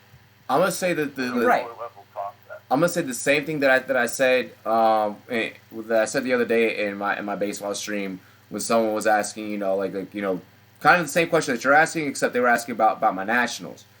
One move, that's it. Not even one or two. One move, that's it. Same thing. I'm using that exact same application to your Cubs. One move, that's it. You made your one move. I don't think that you got to do a fuck because I think you start playing around too much. I think you sell yourself short and you screw yourself. You lose the chemistry in the locker room. For Exactly. Sure. I do worry though slightly Cushman because of giving up Mike Montgomery.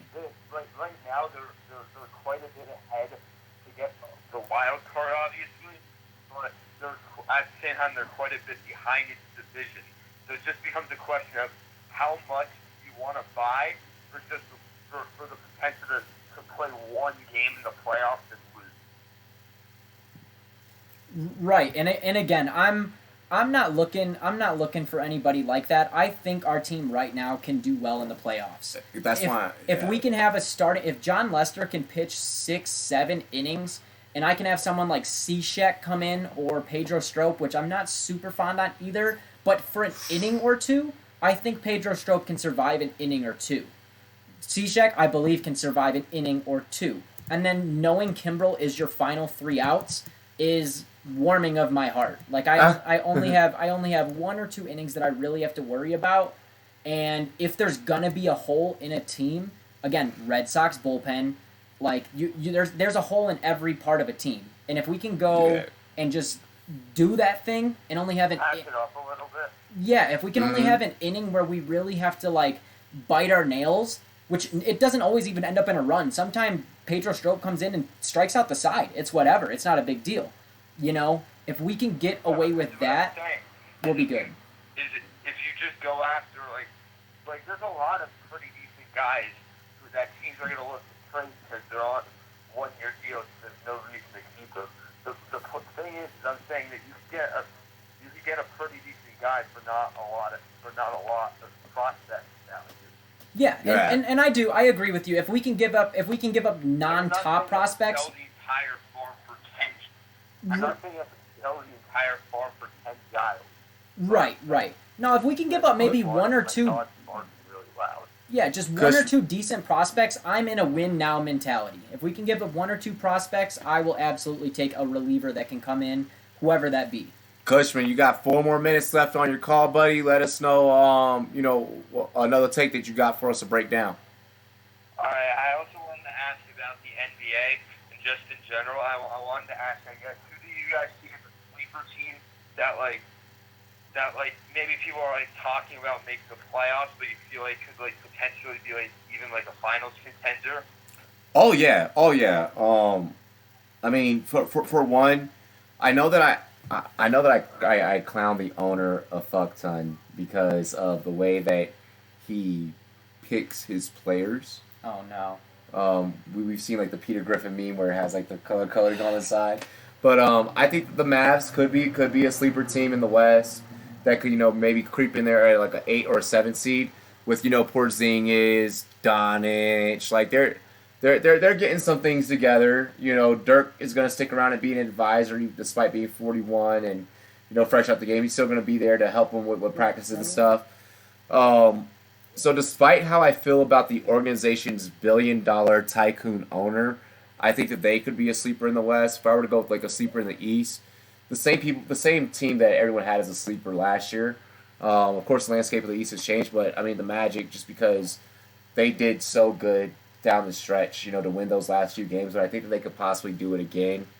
Um, so I like them as a sleeper team as well, and plus it's Orlando, No, I like where he was going with that. The only thing with it, Cushman, is with basketball right now, I feel like there is not a 8th through 5th seed that is going to go to the finals. Right.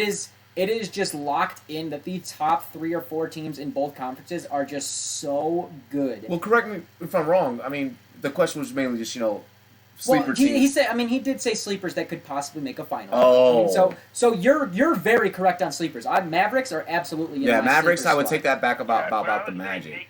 make the finals, I was talking about like I don't really see the Mavericks making the finals. Right. My sleeper team personally to like potentially even make a finals run next year is in the West.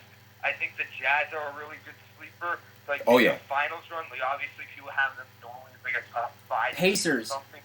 But obviously they have Mike Conley now. And they have Bojan Bogdanovic, and they don't have Derek Favors, who just clearly wasn't a good fit alongside Rudy Gobert. And now their team is really good on defense and really good shooting. So I like them a lot. And then the East, I think the Pacers are a sleeper. Nice. They get Malcolm Brogdon. They get T.J. Warren. And they obviously, Oladipo is going to be healthy for all of next year. And I think they're a sleeper. Yeah. No, that's extremely solid. That's I'm not exactly even. what I just said, yeah. Pacers. Actually, I would go with Pacers. I would remove Magic from the conversation. Despite I still like especially that part of the country. But I would have to even go with, if they come back healthy and if they can keep Beal, the Wizards could come in there as an 8th seed. If Wall comes back healthy, they keep Beal. No, they're not. Their team chemistry is broken. Their team chemistry is broken. Maybe the Wizards could get an 8th seed, but I don't see. And plus, Wall might be out like all of next year. Yeah, John Wall is not happy. He there could either. be. John Yeah. Wall and Bradley Beal have not been doing well together. Like they. Beal's the only person that likes DC. Having like an amazing year and potentially getting into the 8th seed, but nothing like that's like their ceiling, or like 7 or 8 seed. Beal having an amazing year. That's kind of what I see their ceiling at. I don't really see them doing anything. Exactly. I agree. I agree. But shit, man, you dropped some fire today. You always drop fire whenever you call in, though. I love when he's in the streams, bro. Thank you. No worries. Let the people know what you got coming up next on your channel. Whether you're gonna be posted up on Sportscaster or YouTube. Yeah, I'm and then gonna be trying to do a lot more on Sportscaster. Obviously, I've done a few like Yankee videos and stuff. I might try to like stream some games because I first off, school's obviously over for me, but I just pretty recently got back from sleepaway camp. I did sleepaway camp for like 2.5 weeks. One time at band camp. Obviously, I have some stuff to do, but I'm kind of free, so I kind of want to do more Yankee content on Sportscaster because I like you can see too. Like obviously it's still growing, but I feel like you don't see like too many people doing it. Obviously, like it's not a bad thing. Like you guys, for example, you guys are very diverse in what you talk about, but I feel like I can hone in on.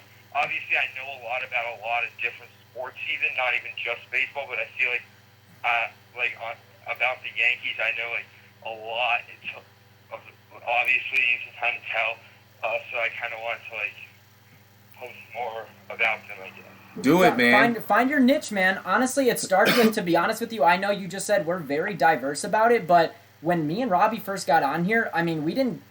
I mean, yes, baseball. You can tell baseball is one of my favorite sports to cover, to watch, to be a part of. But we did only fantasy football for a little while. It was strictly fantasy football. Find your niche, whether that's just baseball, whether that's just the Yankees.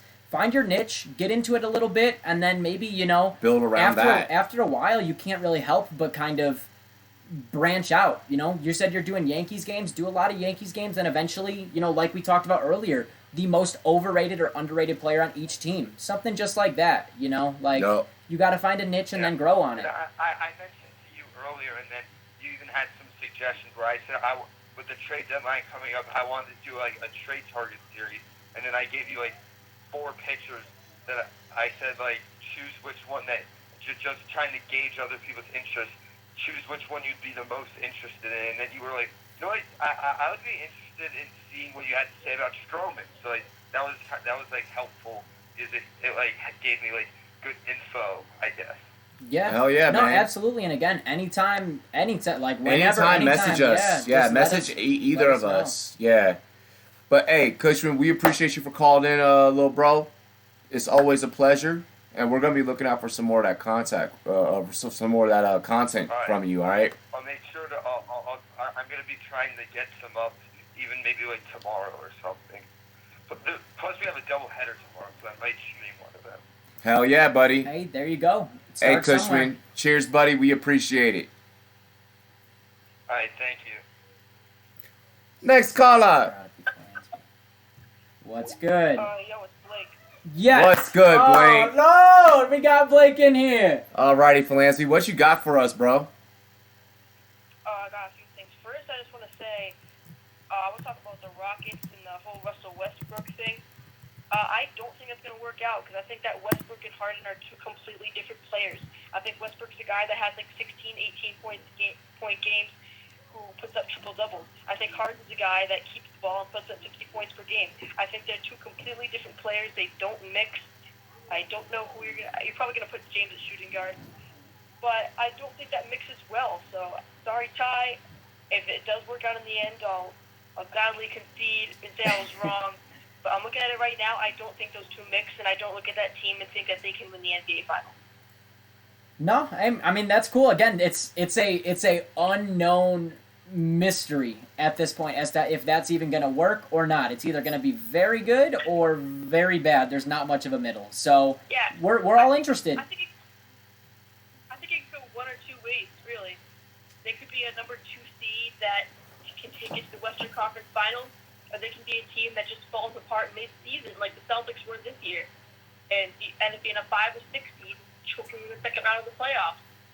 But I'm looking at it right now. I don't think they mix. But, and the reason that James Harden and Chris Paul didn't work out is because once James Harden, I think he played Kevin Durant and Russell Westbrook's shadow with OKC, and once he got his own team in the Houston Rockets, he wasn't used to sharing, and then Chris Paul came along, and it didn't work out because James Harden was used to sharing, and if you don't share, the team's not going to be good. We learned that with Kyrie Irving and my Celtics this year. Yeah. It didn't work out.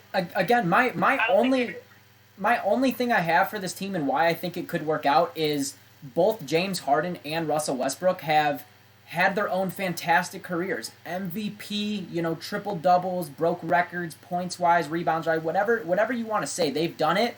But their only thing is they have not won.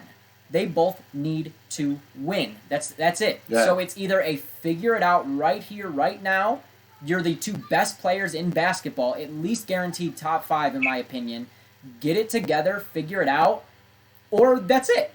You know what I mean? So that's the only reason I even have them. That's the reason I think they could do well, is they both are going to just sit down and be like, look, bro, something's got to click. If they don't do well, then they both know that their legacies are both fucking tarnished. Correct. You got it. It's now or never. But I think that thought process in the back of both their minds, because it is going to be there. And even if I were to sit here and ask them this question live at a press conference right now, and they were to answer opposite, there's nothing that you can give me that can tell me that it's not going to be in their minds. You find out in the first 2 weeks of the basketball season. Exactly. So, with that being stated, I think that the ghost of both of their legacies being tarnished and not winning a ring. That happens this year, and that's a wake up call for all the fans out there. That's a wake up call for even them too. That maybe if they want to secure a ring or a title before the end of their careers, they need to start doing something different. Yeah. And I think that them two being together will teach them this. Yeah, they're just not team players in my opinion.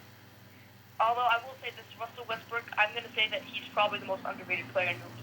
The numbers he puts up are unreal, and I think most of the point guards in the NBA, whether it's Kyrie, Chris Paul, or hell, even Isaiah Thomas.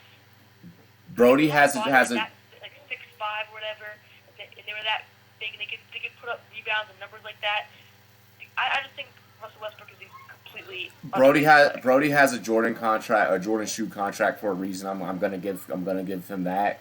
The kid can ball. I'm not gonna deny that.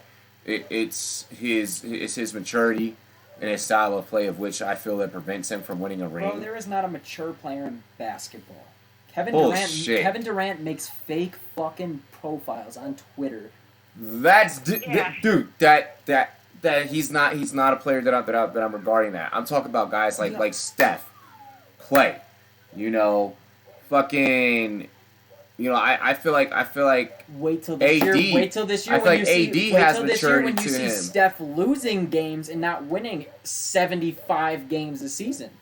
Wait till you see it, bro. Like I said, there's guys in the league that just demonstrate. Al Horford, a guy that there's guys in the league, Kemba, that demonstrate maturity and maturity of which I would like to have on a basketball team. Okay. I'm trying to end this conversation, but I'm going to finish it with this. It's not ever going to end with this, but Imagine if you walk into the NBA and you're on a team that's Kevin Durant, yourself, and James Harden. You've never experienced losing. Imagine if you're Kemba Walker and you put up 45, 50, 60 damn points a game and your team loses by 30. You get humble real quick. Real quick. Humility is your best teacher. Real quick. Yeah, humility is your best teacher. Russell is just not used to losing, and I think, yes, it's going to cause him and James Harden to bark at each other a little bit, but again, I think they figured out. They figured out. We find out in the first 2 weeks of the NBA season. I'm with it. Fanan. What else you got, Blake? Blake, that was fire. I want to switch gears to the NFL real quick. Hell yeah. I'm a Boston guy, and I am a Patriots fan and a Fuck. Saints fan. I like them both. And among Patriots fans, the talks that are happening are all surrounding Rob Gronkowski. It's all over TV in Massachusetts lately. He did a one workout with Tom Brady, and now there's rumors everywhere that he's not retiring. There's like a radio station in Boston says there's like a 60% chance he comes back. 40%, yeah. Coming back. Hey, so Blake, let me ask you. You run into a couple buddies that you haven't seen in a while, and you used to play some sports with them. You're probably gonna throw a football around. If I didn't see Robbie in like 2 months, I'd be like, bro, can we just throw a football around? Like, let's have a good time out front. Let's throw a football around. If you're Rob Gronkowski and Tom Brady, you're like, damn, bro, it's been like a couple months. Let's just throw a football around. Yeah, let's go hit time. the gym. Like, yeah. Let's just go have a good time. Yeah, let's hit the gym. Let's do this. Let's do that. The reason that is such a big situation is because the media watched those two play catch. They probably didn't even have a full workout. They probably just threw back and forth and had a good time just talking. Hey, man, how's the family? How's Giselle? Oh, great. Oh, all the Gronkowski. They probably just had a good time talking, throwing a football around, and the media said, boom, nuke. Yeah, I think that I'm looking at the situation. I think that people who think that that's a sign they're coming back, that's ridiculous. Rob just happened to be in the area. Tom needed someone to do a workout with. And Rob was like, "Hey, why not?" And when it did it, I don't think much of it. I think that the media is overreacting about it.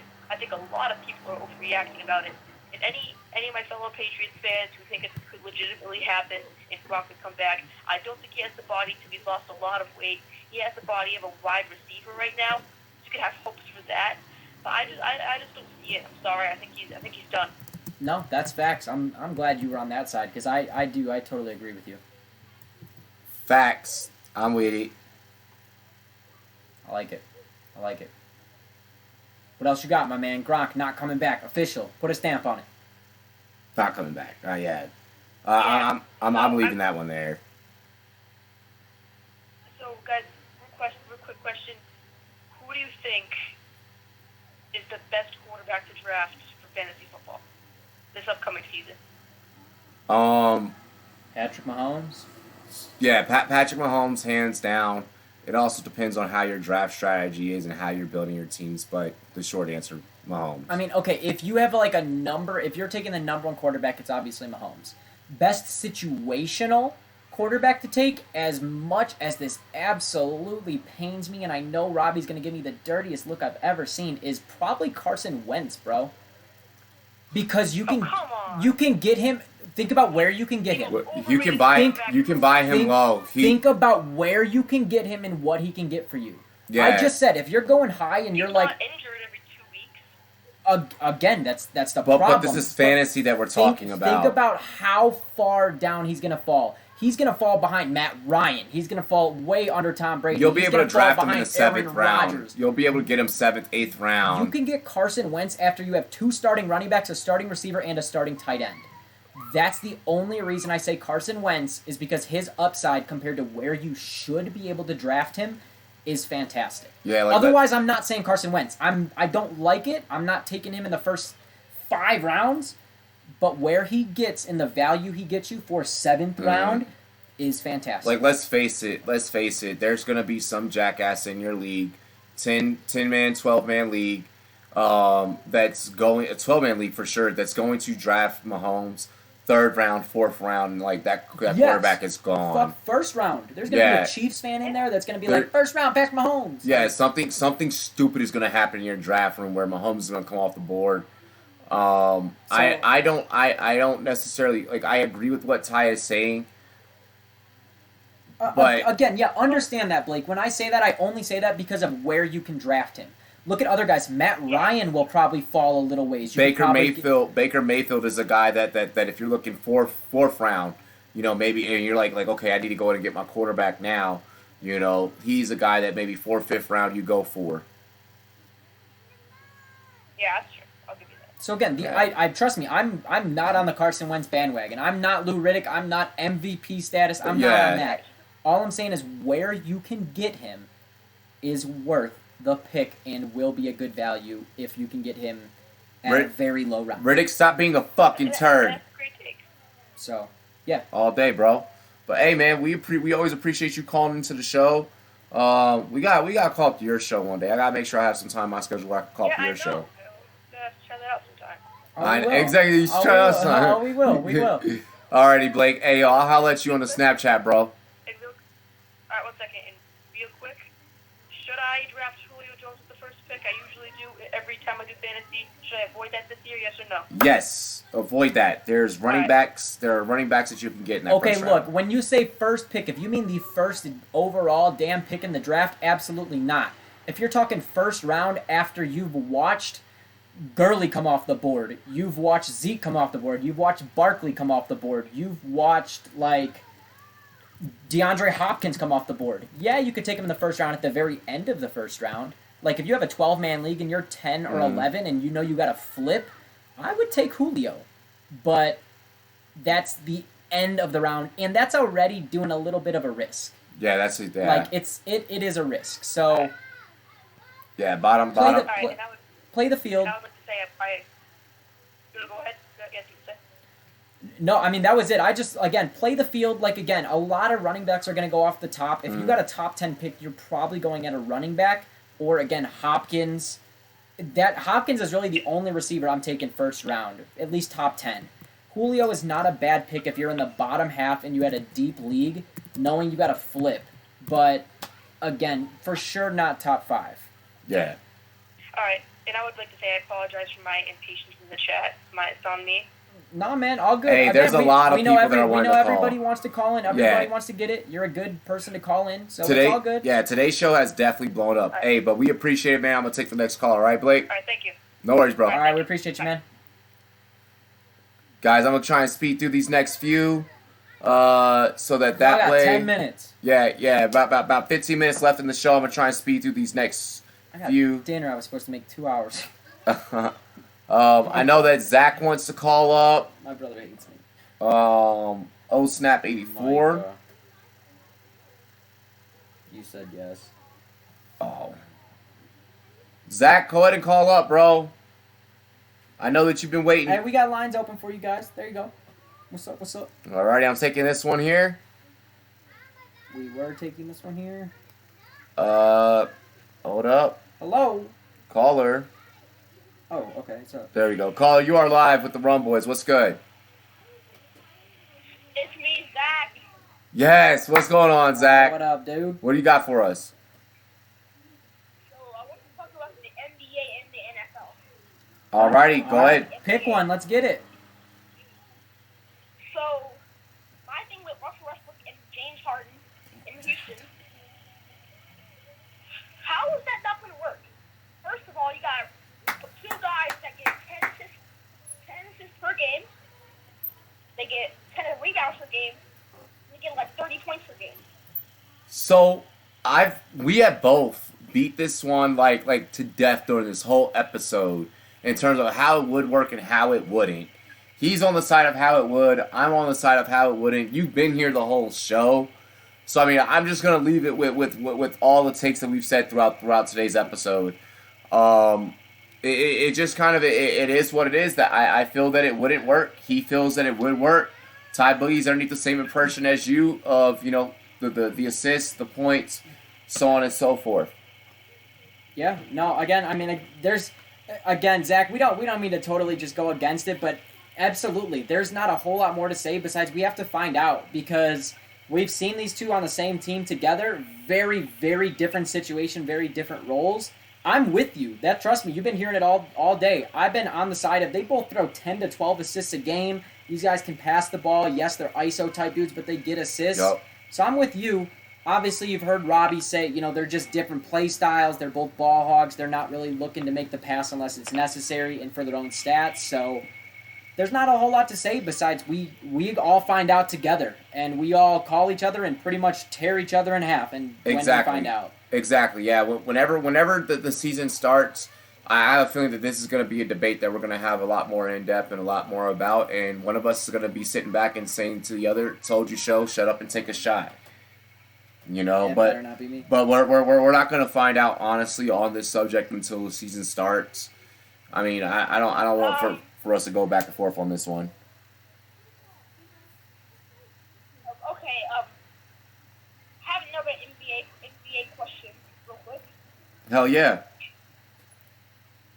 Who do you think is the best duo in free agency right now? Bro, low-key, I've been waiting for this question all day. Literally for like 2 hours, I've been like, somebody ask who the best duo is. Oh, yeah. Best question we've got all day.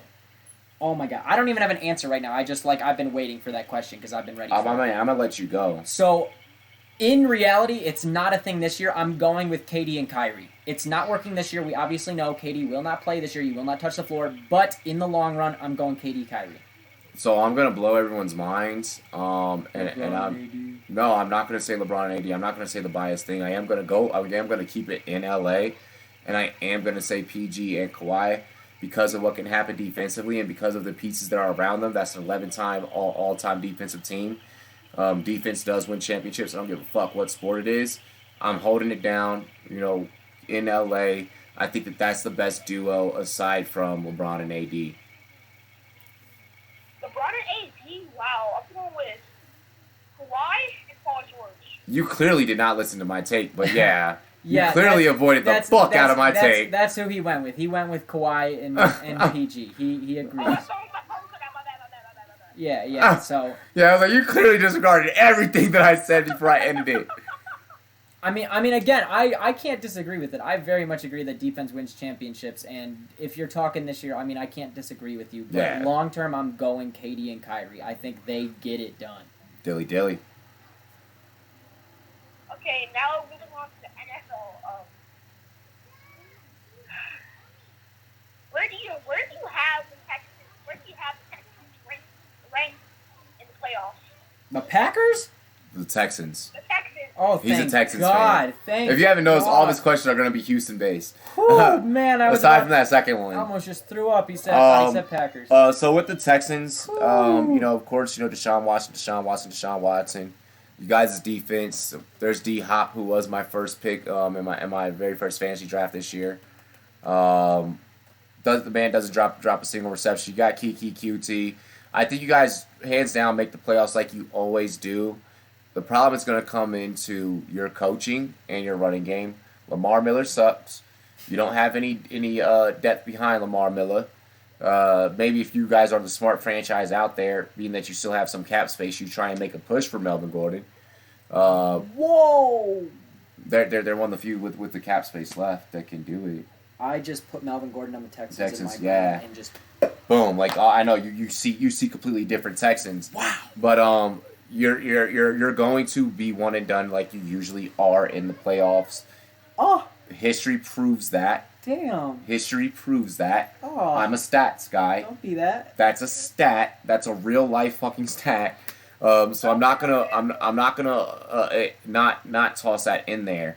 Your running game is suspect, and your coaching is suspect because Bill O'Brien can't coach you past I'm gonna go with your that biggest problem. playoffs. I got a totally different take on your biggest problem. Go ahead. You play the Indianapolis Colts twice. You have to go against them to win your division. It's the same thing as the Bears. Do I think the Bears walk into the playoffs? Yeah. Do they have to go against the Packers? Yeah. Does it scare me? Yeah. So you playing the Colts is a problem. The Colts will win more than 10 games this year. Do I think the Texans win more than 10 games? Absolutely. I'm very high on the Texans. I think they do very well this year. But winning your division is a big step. Let alone making playoffs, let alone even if you win your division, you don't get any type of home field advantage or a bye because the Chiefs are going to take it. New England Chargers. The Chargers will take it or the Patriots will take it. So winning in the AFC is very, very hard, let alone your division. It's just hard. It's just hard because history's not on your side, to be honest. And that's just the way that it is. And your coaching staff can't coach you guys past the playoffs. So to be honest, I think it's going to be a fun season for you. I think you're going to enjoy watching your Texans play. I think it's going to be a very good season. I think it's going to be a winning season. Do I think playoffs are fun for you guys? No, sadly. But I'm on your bandwagon. I think the Texans are going to be great this year, and I'm really excited to watch Watson play. Oh, yeah. Hey, from a fantasy standpoint, draft all the Texans you can. You're not going to go wrong with those Fuller, guys. nice. Will Fuller, Kiki. So You can get points with any of those receivers. So, from those standpoints, hell yeah. But once playoff starts, once fantasy's done, life is hell as a Texas fan. Just being real with you, brother. It's just hard in the AFC. Yeah, it's hard in the AFC. Okay, and I have a thing for the Cowboys. I know most people out there don't like the Cowboys. Right. Do you think Dak Prescott is worth $34 million? Nope. No, but I say that you pay your quarterback first anyways. Oh, Eric Hosmer, you dog. No, I say you pay Zeke first. I'm on a Zeke first type situation here. I think Dak, I don't care if he doesn't want no hometown discount, whatever the hell that is. You have built a squad around Dak Prescott, and I feel like Jerry Jones in that front office needs to sit him down and say, look, we gave you Ezekiel Elliott, we gave you Amari Cooper. You need to get your ish together and win us a couple playoff games before I'm going to pay you that money. I'm a huge fan of the classic football rule. You pay your quarterback first, you take care of your quarterback.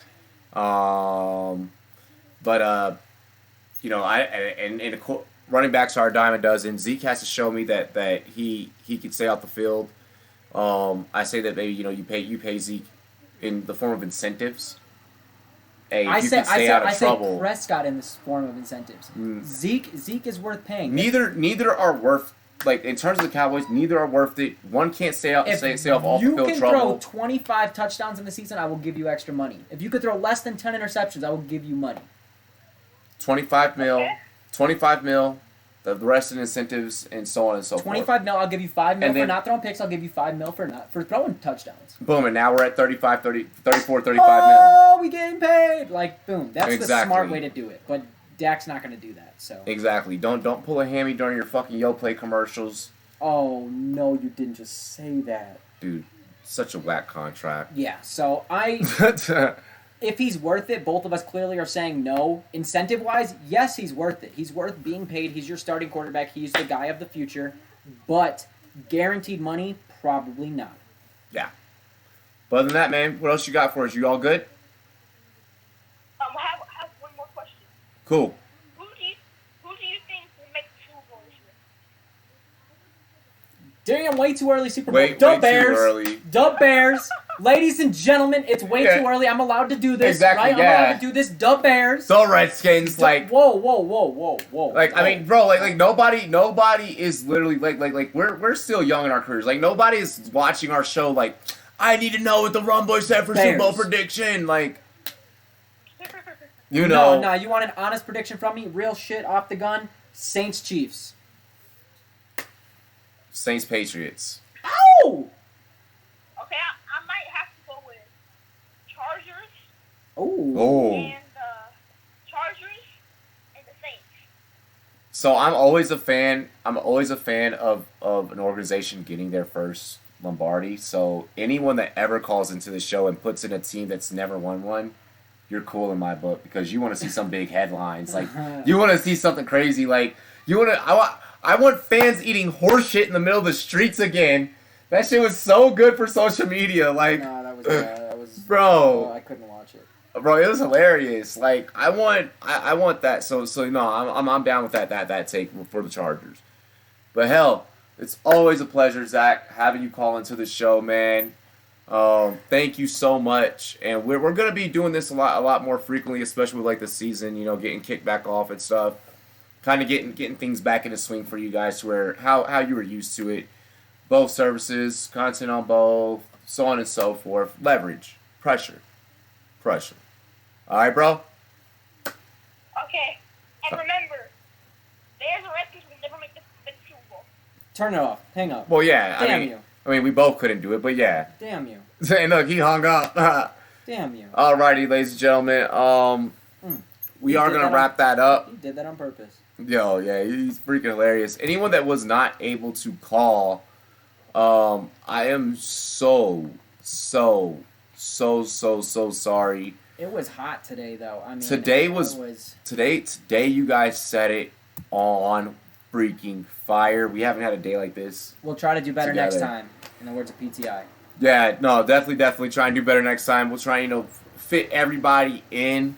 Wasn't expecting for today to get as popular as it did, but like we had so many different varieties. That's a Yeah, lot. we had people that have never ever called in before call in.